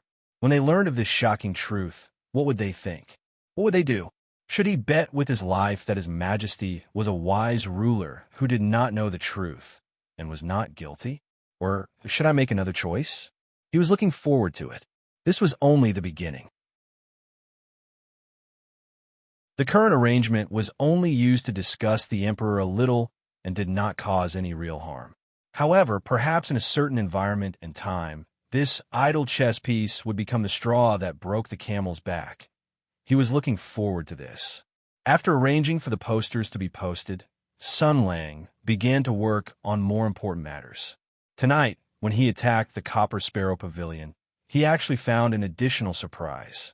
Just like what he had said in the broadcast, tonight's operation was under the guise of cleaning up the remnants of the Sky Demon, and it also gave a reasonable explanation for his quiet disappearance after the Battle of the Great Barren Mountain. The brave commander of war did not give up in the final battle. Instead, he discovered the doomsday plot of the Sky Demon.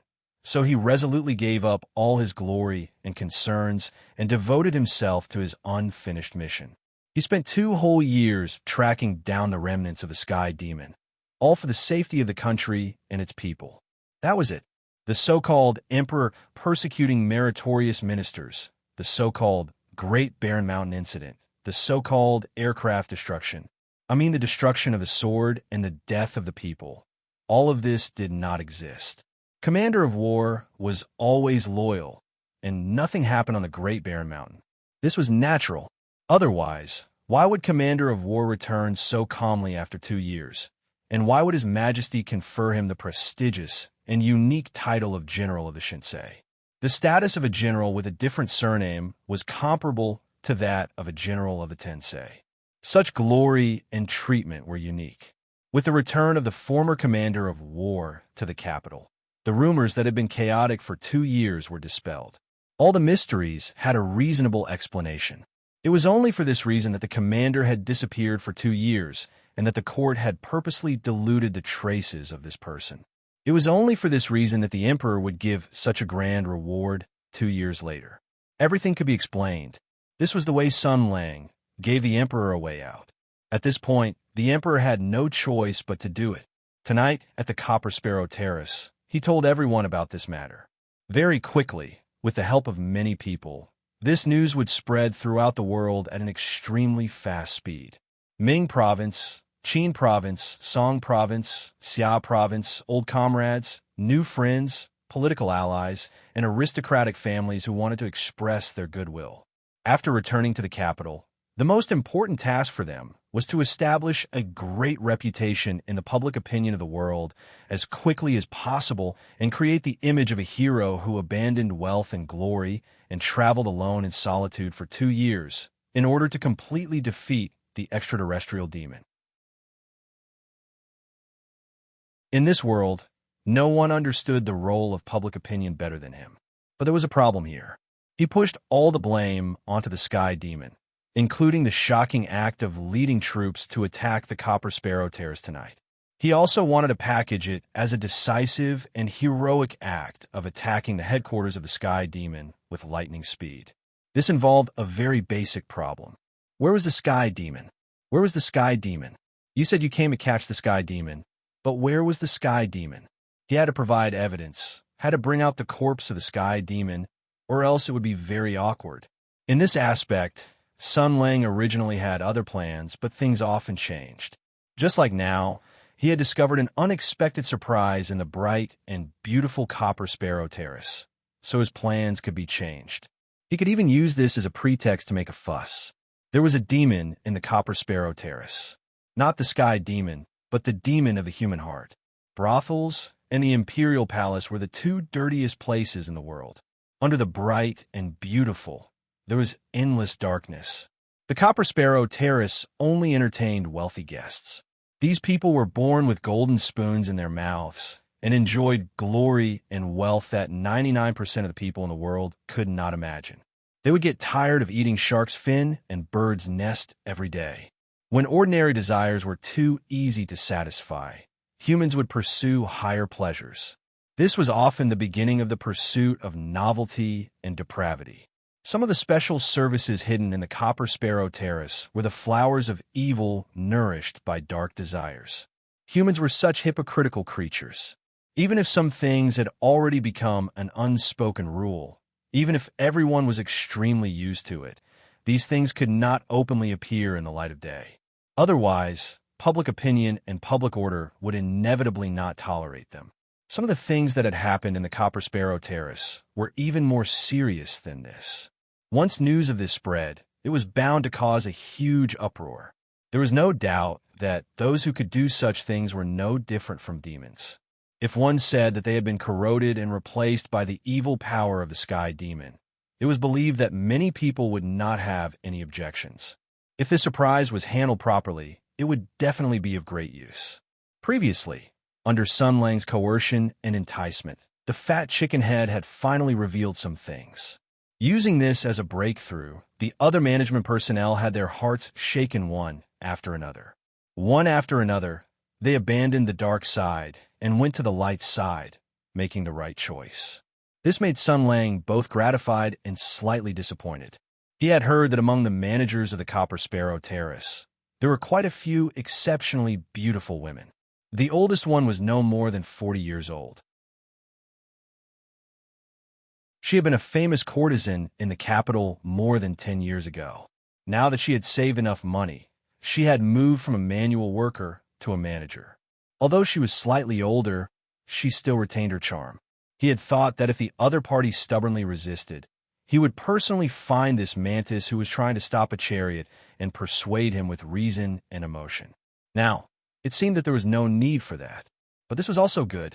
After all, he knew that he had only come to the capital as a vanguard. The Mingzhou Front Army, led by Yin Luo, the Xia Province Front Army, led by Shui Baochai, and the Qinzhou Front Army, led by Xia Wei, were all on their way. As the days drew closer and closer, this fellow's desire to live also rose. He could not lightly do this. With the change in management, the real account book was in his hands. The Copper Sparrow Terrace was also under the surname Sun, but there was not much money in the account book. Although the Copper Sparrow Terrace made a lot of money every day, it was essentially the emperor's property. Many important officials of the court had shares in the Copper Sparrow Terrace, and every month they had to hand over a large portion of the turnover. But it did not matter. Since the Copper Sparrow Terrace was now under the surname Sun, the money that had been handed over was naturally Sun Lang's money. Whether it fell into the hands of the emperor or other officials, it would be recovered. What? You're not willing to give it? The account clearly says that it's with you. You helped me save the money, and I thank you. Now that I'm back, you should return the money, right? You're not willing to return it? Is this money yours? Is it yours? Could it be that you opened this brothel? Your Majesty, you actually open a brothel. If you don't want to return it, you could take whatever you like and sell it all at a discount. If you don't return my money, you'll be under the feet of the emperor. Is there any law? But the matter of collecting the debt was not urgent. The management all gave some evidence and statements, but in order to do it well, other than the statements of the chicken heads, direct witnesses and material evidence were very important. The bones, instruments of torture, bloodstains, and even more disgusting things in the secret underground room were material evidence. As for the witnesses, they had to be found from the employees of the Copper Sparrow Terrace. Thus, the general of the Shunsei cordially met with the young ladies of the Copper Sparrow Terrace. Everyone was very moved, as if they had seen General Jean. After a short conversation, the general of the Shin's unique personal charm conquered many of the young ladies. There was no other reason. These famous courtesans were used to seeing all kinds of people in the Copper Sparrow Terrace. They had seen all kinds of people. They had seen perverted ghosts and sanctimonious hypocrites. Vulgar and disgusting people did not hide their greed and desire for their beauty. Although the elegant hypocrites appeared calm, they could not hide the contempt and desire in their bones. Only the general of the Shunsei, was a peerless hero. He was clearly talented, had outstanding achievements, had heroic spirit, and was unparalleled in the world, but he was a righteous hero. He did not look sideways, and his expression was calm. His face was not red, His heart was not beating fast, his eyes were clear, his expression was calm, and his tone was casual. It was as if he was chatting with a pure friend. There was nothing else in his eyes. There was no greed, no desire. Even if the person in front of him was an outstanding beauty, he treated her as a very normal person. At most, he would generously admire her, but it had nothing to do with desire. If a normal person did this, they would certainly be despised by the girls and say that they were a block of wood. But if it was the Shunsei general of the Shunsei who had outstanding military achievements, then he was a great hero, a great hero. Thus, the favorability rose quickly and the matter went smoothly.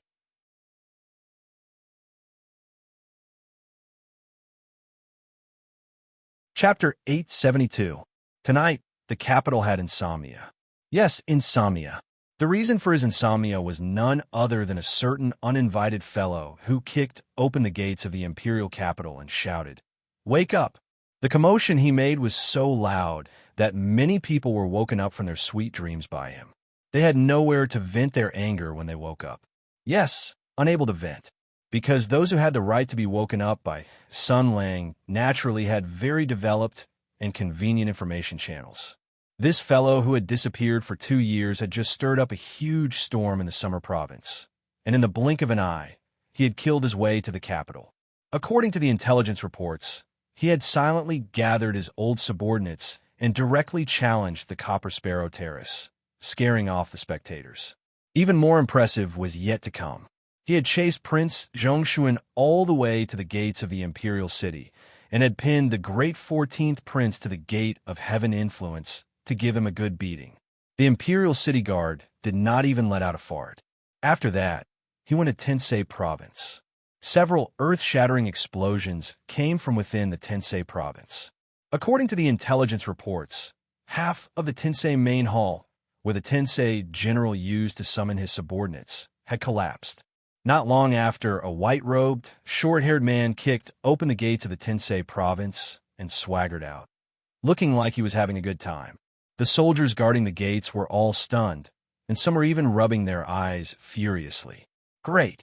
Wrecking the Copper Sparrow Terrace, Prince Feng outside the gate of heaven influence, and a gang fight in Tensei province. The rebels and traitors of the Third Company. Such actions could not only be described as audacious, but what was even more frightening was that the culprit was actually unharmed. The Copper Sparrow Terrace was silent. The gates of the imperial city were tightly shut, and Tensei province was calm. It was as if everyone had turned into tortoises, not only slow, but also retreating. Not only did the cavalry that had pacified the rebels not move out, no one even went to the Copper Sparrow Terrace to ask questions. This was something that was hard to accept. What was even more unacceptable was that the dignified imperial court did not punish this lawless behavior, and the upright ministers did not come forward to reprimand this unruly behavior. On the contrary, the traitors who did this became more and more active, and their actions could not be stopped at all. Batch after batch of armored cavalry stepped out of the Copper Sparrow Terrace, their iron hooves thundering as they galloped to various parts of the imperial capital. The government office of the capital government, the encampment of the censorate, and even the mansions of many high-ranking officials and dignitaries all rang out with arrogant ultimatums. The great general of divine strategies, Sun Lang, had invited so-and-so to the Copper Sparrow Terrace to discuss matters and so on. There was also the sentence, "Don't say that I didn't warn you." Soon, the crowd discovered a pattern. The people who were invited to the Copper Sparrow Terrace to discuss matters were basically those who had a bad relationship with the commander-in-chief or those who did not know him very well. Not a single one of his old friends was invited. There was no such thing as a good banquet. Keywords: poison wine. Keywords: 500 executioners. Keywords: throwing a cup as a signal. Even though the people invited by Sun Lang were all important figures in the imperial capital, they had been in the officialdom for many years and had rich experience in fighting. Their political vision was shrewd and ruthless, their thoughts were deep, and their shrewdness was extraordinary. But even so, they still felt apprehensive after receiving the ultimatum. Politics was a game for honorable people. They were used to being honorable and could no longer adapt to the new version. Sun Lang was crazy. He even dared to challenge the Copper Sparrow Terrace, step on the Emperor's face, and beat up the people of Tensei Province. What else did he not dare to do? Don't go, don't go, don't go. It had to be said that Sun Lang had done a perfect job of gaining the upper hand by a show of strength tonight. After the 3 rebellions, the image of an audacious madman who did not care about the imperial power was very clear and vivid. Even after 2 years, the image of the past quickly became vivid again. Whether it was those who were familiar with Sun Lang or those who were not familiar with Sun Lang, everyone realized one thing. The new Shinsei general was a fierce person who dared to step on the Emperor's face and was unscathed. Such a fierce person who had a grudge against you in the past invited you to a brothel for a discussion. Would you be moved? Don't dare to move. Don't dare to move. You caused too much a ruckus tonight. I'm afraid they won't dare to come. Android accompanied Sun Lang and spoke to him. Do you want to fight them one by one? Sun Lang leaned on the balcony of the Copper Sparrow Terrace and gazed at the bright lights in the distance. Do they think that group of trash is worthy of my attention? I sent someone to invite them, but I didn't expect them to come. This is just a formality. When I make a move in the future, I'll have a good reason. This is called using peaceful means before resorting to force. No one will have anything to say. Android laughed. It seems that the capital will be very lively in the next few days. Sun Lang seemed to have thought of something. He turned his head and asked, "Oh right, how many days does the court meet?" It used to be once a day. Last year, Fong Xiao submitted a memorial saying that the curtains had fallen on the Great War and the world was at peace. Everything was simple and simple. He requested that the court meet every 3 days. The Emperor approved. Fadian replied, "There was a court meeting yesterday. The next one should be the day after tomorrow." Sun Lang nodded non-committally, the corners of his mouth revealing a trace of a mysterious smile. Android sensed something and glared. "What are you planning to do?" Sun Lang said proudly. "What am I planning to do? I'm a loyal subject of the Empire. I've been carrying out my mission in the darkness for the past 2 years. I'm like a duckweed drifting outside, cold, desolate, and melancholy. Now that the mission is almost complete, I've returned to the capital to report and prepare for the final battle. I'm like a wanderer returning home, like a fallen leaf returning to its roots. As a loyal subject of the Empire, I dream of that majestic golden palace. Even in my dreams, I want to see my comrades, see my sovereign. Everyone, I love the morning court meeting. I love to sleep until early in the morning and run to the gate of heaven influence with half a youtiao in my mouth. I'll slap away the general guarding the gate and walk into the imperial palace myself. Everyone, I love the morning court meeting. I love to be late every day and stroll in the imperial palace. I'll wave to the eunuchs and guards in the palace and throw the paper bag containing the youtiao on the ground. I'll wipe my hands on the red tassels of the Imperial Guard of the Dragon Spear in front of the palace. I'll listen to the cadence of the Imperial report from the Golden Palace and walk up the long stairs to the Golden Palace while bathing in the morning sun. Everyone, I love the morning court meeting. I'll shamelessly walk to the first row of the rostrum under the gaze of all the officials and sovereigns. I'll lift my red flag and look around at my sovereign and comrades. I'll blink my big, watery eyes, knock my forehead with my right hand, stick out my tongue mischievously, and apologize to everyone day after day without any sincerity. I was accidentally late, meow. Sun Lang gave an impassioned speech and finally let out a long sigh. That felt good. Android was dumbfounded. After not seeing him for 2 years, this guy really didn't care about his reputation anymore. However, when he thought about that scene, it seemed a little exciting. However, he still said indifferently, "Your official robe, your honor, your authority, your rank, these haven't been completely decided yet. The Emperor also hasn't issued an edict for you. How are you going to?" Sun Lang laughed and said, "Don't you know that there's such a thing as uninvited in this world? You don't even have a ceremonial tablet. Can't I just King grab one? Do you think there's a victim who dares to say that I snatched it?" Android sighed and said, We were still thinking of creating momentum in the next few days and submitting a report together in the imperial court. It seems that you want to shamelessly go in directly? Sun Lang smiled and said, That's not necessarily true. Going in myself is a bad idea. I'm more inclined to let the emperor beg me to come. But this requires some preparation. As he said this, his expression suddenly changed. He stared at the darkness outside the Copper Sparrow Terrace and laughed. What I said came true. Android was stunned for a moment. What came? The gun. Fatty and didn't react at first. Then, he heard the soldier's report. The governor of the capital, Wang Shi of the Longtu Pavilion, Bao Shiren, had arrived. He was the mayor of the capital, nicknamed Blackie Bao. However, he wasn't a black-skinned person. He was a handsome, pale-faced scholar. The reason why he was called Black-Skin Bao was because of his bad reputation. His nickname came from the wishful thinking of a certain unreasonable marshal. This involved a celebrity effect. First of all, the person who was given this nickname was a stubborn celebrity. The person who gave him this nickname was even more famous.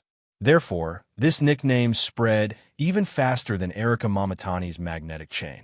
Therefore, no one cared why a pretty boy like Bao Shiren was called Blackie Bao. Anyway, they just called him that first.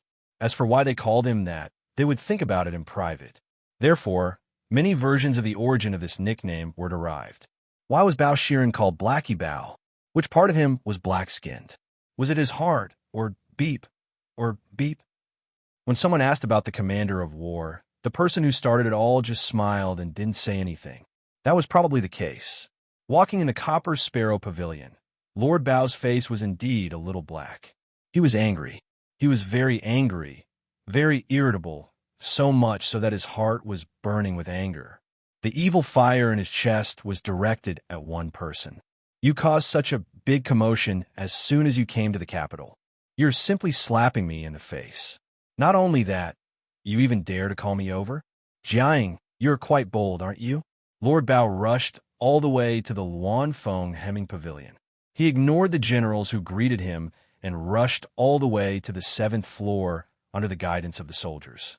Then, he heard a frivolous and teasing voice. They hadn't seen each other for 2 years, but his tone hadn't changed at all. Io, what wind blew Lord Bao here? You are really familiar with this place. How many times have you been here? How are you so familiar with this place? How many girls do you have? Bao Shiren suddenly raised his head. That person's figure was reflected in his eyes. In an instant, the air in the Luanfeng Hemming Pavilion suddenly turned cold.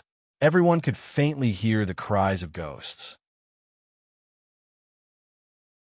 The crescent moon mark on Bao Shiren's forehead emitted a faint light from the yellow springs. This was the Gate of Tying. According to legend, it was a seal that could travel between the two realms of Yin and Yang. It was an eye that could see through the netherworld and a keyhole that connected to the netherworld. 3 eyes stare at Sun Lang. Jiang. No, it's Sun Lang.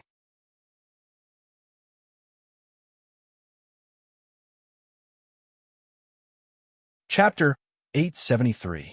Lord Bao was a celebrity official. He had a high reputation and a good personality. He was tall, rich, and handsome, and was a domineering governor. He was known for being impartial and hardworking. He was wise and decisive. There was a saying in the imperial capital that when the time is not right, there is always Yama Bao. In the eyes of the children of the nobles and the second-generation tyrants, this person was even more difficult to deal with than the mad dogs of the censorate. In the words of the people, Lord Bao's image was even more positive and clear. First of all, he was a good official. He made decisions for the people and was impartial.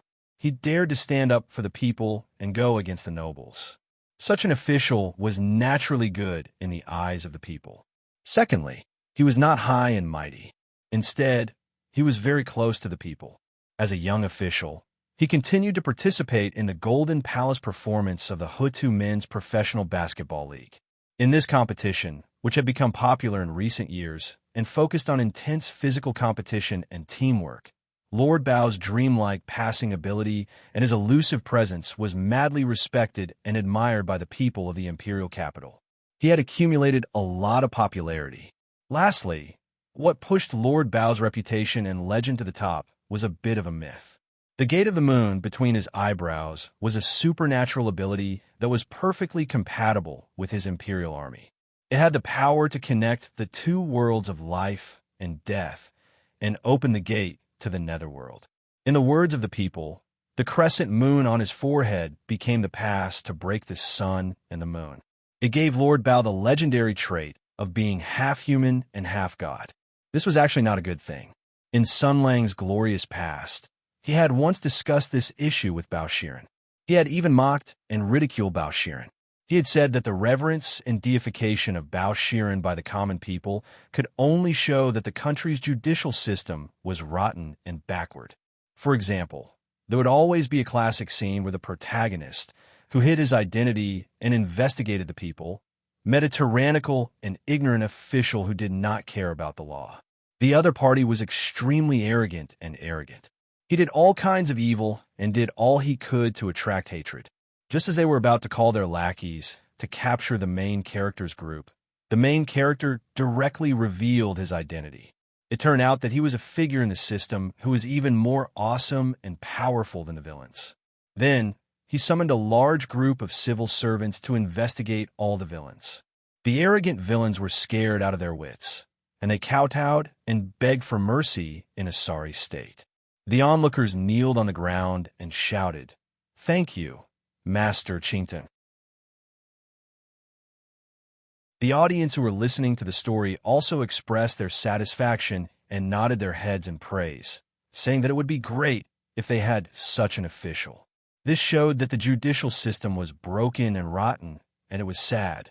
The people were bullied by the villains who used public power. They were angry, but did not dare to say anything. They hoped that there would be someone who had more public power than the villains to suppress them in the same way, but in a more powerful way. Then, they would call him Lord Qingtian. They did not hope for the judicial system to be clean and progressive. Instead, they only placed their hopes on a few so-called honest and upright officials. They saw them as the stars that had descended to earth, and they saw them as half humans and half gods. These so-called stories of pockmarked man traveling incognito were just disgusting flattery. There was a great irony hidden in them. Bao Haizi was promoted to the position of half human and half god. It was not glory and respect. Instead, it was a slap to the face of these officials who pursued justice all their lives. It was a pity that Bao Haizi could not understand. For this reason, he had argued with Sun Lang many times. Unfortunately, neither could convince the other. Back then, Bao Shiren had angrily challenged Sun Lang to a bet. He said that after this war, they would have a real political competition in the capital to see who was right. Who would have thought that this would be a huge flag? After so many years, they finally met again. But many things were different. The ambitious and unyielding Lord Bao was still burning himself to illuminate others. He wanted to use his own strength to fight against the ways of the world and hold up the sky for the common people. Sun Lang had already seen through everything. Right now, he only wanted to kill the emperor. He did not care about anything else. Thus, their positions had been decided long ago. Lord Bao, who considered himself a loyal official, had lived a life of indomitable spirit.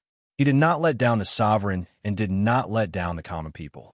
Even if it was just for the sake of the common people's peaceful lives and work, even if it was just to prevent the common people from suffering the pain of war, he would not sit by and watch Sun Lang destroy the country. However, a gentleman could be bullied. In the face of Bao Shiren's angry glare, Sun Lang's expression was very calm. The impartial Lord Bao walked step by step towards Sun Lang. It was as if his words were squeezed out from between his teeth. He said word by word, attacking the Copper Sparrow Pavilion, provoking the Gate of Heaven influence, and fighting privately in Tensei Province. The moment you returned to the capital, you made such a big move. I don't care if your surname is Sun or Jia. Let me ask you, what do you want to do? Sun Lang said indifferently, Bao Haizi, in all your actions, you only seek justice. For the sake of the common people's justice, you can fight against the emperor. Then let me ask you, can you fight against the emperor for the sake of the emperor's justice? Bao Shiren was taken aback. Then, he clenched his fists and said nothing. Sun Lang laughed. His laughter was somewhat desolate. Look at you, he said. I knew it. I knew it would be difficult for you. You don't know what to do. Right and wrong, what is right and wrong? Shinsei General pointed at Bao Shiren. Let's not talk about my background. I, Sun Lang, have been on the battlefield for 6 years. I've killed countless sky demon, won countless battles, and achieved countless military merits. I've saved many people, I've done many things, but I've done nothing wrong. I was stabbed in the Great Desolate Mountain. Some people died to save me. Some people were killed by me. Some people went crazy because of guilt. They didn't look human for 2 years. My family waited for me, but they didn't come back. How'd I spend these 2 years? Sun Lang grabbed Bao Shiren. His voice was calm, but he spoke faster and faster. Speak, Yama Elder Bao, who is proficient in the laws of the later earth. What is the crime of killing? What is the crime of instigating a murder? What is the crime of plotting a murder? What is the crime of the main perpetrator? What is the crime of the accomplice? What is the crime of plotting the murder of the imperial marshal? What is the crime of the 3 additional crimes? The crime of murder is the same. The accomplice is the same. The crime of plotting the murder of the imperial marshal is 3 additional crimes. The punishment is 3,000 miles of exile, 1,200 cuts of 1,200 cuts, and the entire family is executed. The female family members are banished to the army, and the entire family is forced to do hard labor. Lord Bao, am I wrong? Which sentence is heavy? Which sentence is not appropriate? Come on, if a prince commits a crime, he will be punished the same as a commoner. Why don't you repeat this classic saying again? Bao Shiren was pushed back by Sun Lang. He was completely at a disadvantage. He grabbed Sun Lang's arm and said angrily, Enough. That's His Majesty. So, with the mind of an emperor, there is no problem at all with plotting to murder a meritorious official. That's what you think, right? Lord Bao, you are the savior of the people, the great master of justice, a good official that is hard to find in the world. You are a deity who judges the sun and the night. How can you not be firm and unyielding when the criminal becomes the emperor? Sun Lang laughed. You are a dog with double standards. Yes, dog, I'm scolding you. You are just a dog of the emperor because you don't dare to bite your master. You are worse than a mad dog. Bao Shiren was furious, but he couldn't say a word. Sun Lang sighed. Look at you. You have nothing to say, right? The emperor did something wrong, right? I think it must be the emperor's fault. Emperors can also make mistakes and commit crimes. As for me, I just want to seek justice. He has to give me an explanation. He has to admit his mistake. Yes, admit his mistake, even if it's just an apology. Lord Bao, if I say that I don't want to overturn this empire or hurt the people of the imperial family, I just want an apology and an edict of guilt. I want the emperor to send an edict to the entire empire, saying that he was wrong and that he shouldn't have tried to murder me during the Battle of Dahuang Mountain. That's all. I will not pursue the matter of him hurting me. I will not pursue the matter of those wrong souls who died in Dahuang Mountain. I will not pursue the matter of Bai Yue's death, and I will not pursue the matter of my grandmother. How is it? Isn't this a very generous condition? Isn't it very loyal? Look, the emperor has committed a great crime against his subject, and the subject will let bygones be bygones. I only want the emperor to admit his mistake and not pay the debt of blood with blood. Such strength of character, such loyalty is simply going to be recorded in the annals of history, right? So, Lord Bao, tell me, if my condition is only like this, are you willing to help me, a great hero who was wronged by June's flying snow in Dahuang Mountain, to seek justice for me? Sun Lang smiled and patted Bao Shiren's face. Bao Shiren's answer was only silence. However, his eyes were no longer firm and sharp, but faintly wavering. All right, I already know the answer. I already understand. Sun Lang nodded repeatedly. I understand your thinking. The edict of guilt cannot be issued because this is a huge scandal. If it is exposed, the empire will be in turmoil and the world will be in turmoil. It will definitely cause a huge uproar. As a loyal subject of the empire, how can you let this happen? How can you let the imperial court and his majesty be humiliated? Therefore, you have to cover it up. Not only can you not say it, you also have to seal the truth. The truth is not important, right? The royal family has special privileges, let alone the emperor. For the sake of the emperor and the empire's reputation, the word justice is not necessary, right? For the sake of the empire's reputation, I, a great hero of the grand celestial empire, should be set aside for now, right? This is the justice of Lord Bao. This is the honest and loyal subject of the empire. Sun Lang spread his hands and smiled helplessly. Look at you, look at you. Even though I've made such concessions, you're not even willing to fight for a single edict of guilt for me. In your eyes, the imperial power is the most important thing. The empire is the most important thing. In your eyes, the emperor is a high and mighty person who will always be above all others. As I said, this is the difference between you and me. Because in my eyes, the emperor is the same as a beggar on the side of the road in terms of personality. Sun Lang smiled and sighed. Therefore, there is no other way. You are not even willing to give me a single edict of guilt. Sun Lang said softly. And I want to kill the emperor's entire family. Hearing this, the hesitation and guilt in Bao Shiren's eyes disappeared. What followed was shock and anger. He widened his eyes and shouted, "How dare you? No matter how good an official is, if he is only the emperor's dog, he is still useless." Sun Lang pushed Lord Bao away and smiled. What can you do to me?" Lord Bao pointed at Sun Lang and said angrily, "If you really want to do such a disgraceful thing, I will do my best to stop you." Sun Lang smiled. "Do you think you are the messenger of justice? Do you think you are a righteous man who does not fear authority? Do you think you are a good official who can support heaven and earth?" Bao Shiren shouted, "You don't have to use words to confuse me. Sun Lang, if you insist on doing things your own way, I will definitely stop you. If you fail and die, I will compensate you with my life." Sun Lang shook his head and smiled. "You would rather die than scold your stupid emperor. If you dare to slander him again..." The snow-white papers were thrown at Bao Shiren like snowflakes. There was no force behind them. The only thing that was present was the sneer of the speaker, the coldness and disdain that came from the bottom of his heart. Righteous man, one by one, the pleadings and confessions were thrown at the other party's face. Bao Shiren was stunned and stopped in his tracks. Does not fear authority. Tears of blood, darkness, and sin. He picked up a piece of paper and read the words written on it. Righteous and impartial. In the darkness hidden under the Copper Sparrow Terrace. Capital Governor King Yinluo Bao. Good officials, good officials.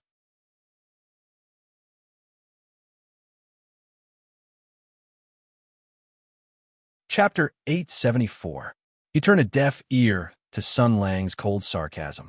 Bao Shiren read the contents on the paper. He was talented in writing, had an excellent memory, and had been transferred to the capital magistrate's office.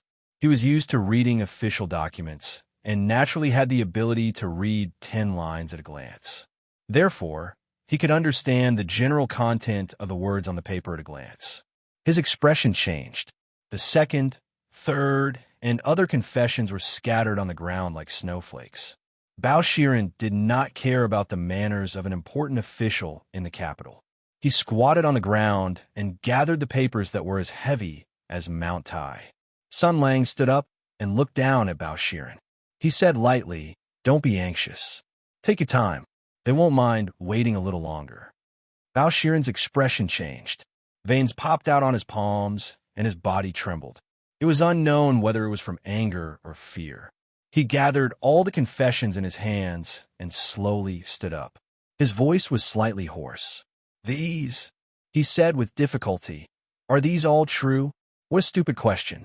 It was so stupid that it made people laugh. Sun Lang pointed at Bao Shiren's chest and mercilessly crushed his last hope. "You have hands and feet.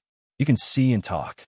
The underground chamber of the Copper Sparrow Terrace, the confessions of the management, the circumstantial evidence of others. You know better than me how to investigate the case, as long as you are willing to face your conscience. Bao Shiren said slowly. Take me there. Sun Lang shouted, Lu Haida. A person appeared downstairs and cupped his hands. A lowly general is here, Sun Lang said lightly. Take Bao Shiren to broaden his horizons. Bao Shiren wanted to go downstairs without saying a word. Sun Lang pointed, and the confessions in Bao Shiren's arms floated in the air and flew back to him like swallows returning to their nest. They piled up neatly in the air. He said, If you tear these up, I'll have to find someone to write another one. How troublesome. These heart-wrenching words directly doubted Bao Daren's character and integrity, but the capital governor did not fly into a rage. Instead, he maintained his silence and followed Lu Haida downstairs. Fatty and had been watching coldly from the sidelines. When he saw Bao Shiren coming down the stairs, he said, You're forcing him to his death. Sun Lang turned his head and smiled. As a law-abiding citizen of the Empire, I reported to the mayor of the capital that the Copper Sparrow Terrace Club has committed a crime of disregarding human lives and abusing human beings. Did I do anything wrong? Android smacked his lips. But Bao He Zi is a rare good person. There's nothing we can do about it. Sun Lang leaned against the railing and looked down. Bao Shiren was walking down the antique spiral staircase under Lu Haida's lead. At this moment, Bao Shiren seemed to have sensed something and raised his head subconsciously. Their gazes met in the air. Sun Lang smiled, but Bao Shiren silently turned his head away. He's about to face a choice of his own heart, a dilemma of morality and loyalty. Which is more important? This question has existed for 1,000 years. Although the moral essays and the teachings of the saints have clearly given the answer, that for the righteousness in one's heart and for the justice of the world, one will not hesitate to rebel against the king. But after all, these are the words of the saints. It's not something a mortal can do. Sun Lang patted the railing. His mind was filled with the arguments and debates he had with Bao Shiren in the past. In those 6 years, he had been dealing with the most outstanding people in this land. Because the classics of the saints are only the most ideal state, but there are too many things to consider in the mortal world. The big picture, honor and disgrace, choice, family. Through these excuses, people will slowly compromise. If everyone is like this, then the world will gradually deviate from the ideals of the saints and gradually slide into an unpredictable direction. Then, the world will only be about the strong and the weak. Morality will become a joke, and selfishness and despicableness will become an invincible weapon. Looking at Bao Shiren's back as he left the Luan Feng and Ming Tower, he said softly, In such a realistic and cruel world, the most pitiful people are the righteous people who adhere to morality. Just like the group of people led by Bao Shiren, they are respectable because they adhere to their own hearts. They are pitiful because everything they adhere to is a castle in the air. Sun Lang laughed and said some shocking and rebellious words. What a big joke. If you don't kill the emperor first, then you have the right to say that the world is harmonious and everyone is like a dragon? If there's a lone man who uses his power to suppress the world, how can there be so-called fairness in this world? Android was born with a violent gene that wanted to see the world in chaos. Naturally, he would not be shocked by such a deranged speech. Not only that, Fatty, who was born with an antisocial and anti-authoritative personality, was even more excited. He was intoxicated by Sun Lang's charm at this moment. He was not bluffing, nor was he being cynical. Instead, he said such arrogant words in an extremely normal tone. Moreover, he regarded it as the truth of the world. He was simply the best of the traitors. Moreover, this was not the most important thing. The most important thing was that he regarded the imperial power as nothing, but he was not a lunatic who advocated violence and killing. The seemingly shocking speech did not contain the evil thoughts of destroying everything, but the great mercy of wishing for everyone in the world to be like a dragon. There was no king because there was no need for one. He hoped that everyone could be their own king. The so-called heart of saint was nothing more than this. Fadian laughed and said, People say that half of the lunatics in the 6 armies of Heaven's Yuan are working under commander of war. I think they will never know the real reason. Sun Lang laughed and then sighed with melancholy. The war, the war, the war of Heaven's Yuan has created many abnormal things. There are too many idealists in our imperial court because of the war. The strong external enemies forcefully suppress the internal conflicts. Under the crisis of extinction, heroes emerged one after another. The darkness in people's hearts and desires was suppressed, and humanity shone brightly. It was the situation that created heroes. Therefore, people like Bao Shiren not only lived well, but also became more and more powerful. The so-called unspoken rules were suppressed. Many times, although some righteous people were still suppressed by the world, many people who had the ability could stand out. Qin Hui was crushed by the cruel reality. Shi Guanyin had to join the Empress in order to make full use of what he had learned. However, people like Bao Hei also had a chance to rise to the top. Android grinned and said, "There's also us." Sun Lang smiled and said, "That's because I have your back." But that's not the point of the problem. The point is that now that the war has stopped, the external conflict have disappeared, and Hutu's international reputation has reached the peak. Who can compete with her? In this way, the internal conflicts will surface, and the brilliance of humanity will fade. The invincible general will be promoted and come to an unfamiliar battlefield. He narrowed his eyes. People like Bao Hei will become more and more difficult to survive. I understand now. Android smiled. You want to enlighten him. I'm not that kind. I'm just giving him a chance. Whether he can think it through or not is his business. This is a confrontation on the battlefield. Since he stands on the Emperor's side and stands against me, then I'll shatter his turtle shell and let him see the truth that he has always believed in. If he comes to his senses, then that's a good thing. If he doesn't, then so be it. Android was skeptical. That's it? Are you that kind? Don't you want to use this matter to force Bao Hei into a corner and let him fend for himself? If he comes to his senses, then he will become a loyal dog under your command. If he refuses to come to his senses, then you can use him to get rid of this troublesome enemy? You're gauging the heart of a loyal official with the heart of a treacherous official. Sun Lang spread out his hands and said, "You don't believe me? I really do want to give him a chance. Think about it, fatty and..." If all the honest people in the imperial court, like Bao Hei who can bully others and play with them like he's playing with a grandson, were all dead, and all that was left was a bastard like you, wouldn't that be very troublesome? You're right, Android said. You're scolding me again. Sun Lang praised in the tone of an innocent young pioneer broadcaster. General Android is a famous military strategist, philanthropist, and politician in our country. His benevolence is like the bright sun in the sky, enveloping everyone's heart with its warm light. He is kind and loyal. He is an old friend of the people, a good official of His Majesty, and a good role model for his comrades. Stop. Android had goosebumps. I'm an evil bastard, okay? Sun Lang patted him on the shoulder with a smile. You want to fight with me? I'm serious. Fatty and also leaned on the railing, side by side with Sun Lang, and looked at the rich atmosphere inside the Luan Feng Ming Tower. If Bao Hei refuses to come to his senses, will you destroy him? Sun Lang was silent for a moment, as if he was thinking seriously. Then he replied, "If there's a need, I will." The path of victory for the school of the military is to make a choice. Right now, I have more important people to protect. Since you've put your lives on the line to support me, I have to take responsibility for your lives.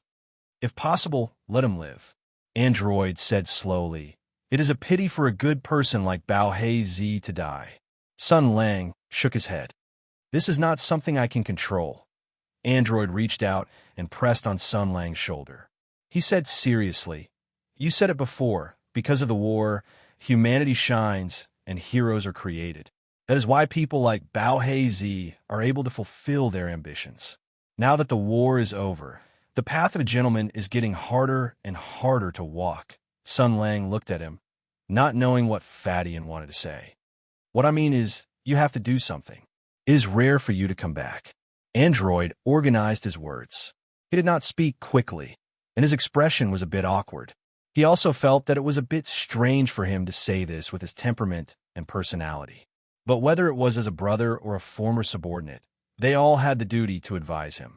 He did not know if others would say it, but whether or not others would say it, he had to say it. You want revenge, but what will happen after that? In the current situation between you and the Emperor, there must be a winner. We all hope that the winner will be you. But what will happen after you win? Whether you want to rule the world by yourself, or you want to exercise your power, I hope that you will not just walk away. We all hope that you can grasp the future of this country. Fadian said seriously. Then, give people like Bao He a more spacious path. Sun Lang looked at him with a puzzled expression. Don't look at me like that. Fadian rolled his eyes. Just like the example you gave, although I am a *king bad bastard, but the more bad a person is, the more you don't want everyone in the world to be bad, right? In this world, it is better to have more good people, upright people, and honest people. Otherwise, who can a *king bad bastard like me bully? I know. Sun Lang put his hand on Android's shoulder and smiled. Sundara, what do you mean? It means that you obviously like Bao Shiren very much and don't want him to die, but you are not willing to say it directly. Instead, you beat around the bush and say things like it's not like that bullshit. This conversation ended with Sun Lang's loud laughter. And Zhua had already said what he was thinking, and this was probably what all of his old subordinates and friends were worried about as well. After reuniting, they were shocked to find that they actually couldn't understand what Sun Lang really wanted. They hoped that the commander of war was still the commander of war of the past. People were nostalgic. However, no one knew how much Sun Lang understood. Pame poked her head out from downstairs. Marshal, what are you laughing about? Sun Lang said loudly. Android has a crush on Bao He. And Zhua immediately covered Sun Lang's mouth, while Pan Mei let out a loud cry. This cry was like a summoning spell, and in an instant, the generals guarding the various floors all poked their heads out and began to shout together. The demons danced wildly. In this happy atmosphere, Bao Shiren came back. Bao He really became Bao He. His face was so gloomy that it was about to drip water. You're tuning into the Warrior Lore YouTube channel. Don't forget to subscribe and join us on this journey to catch the most captivating stories.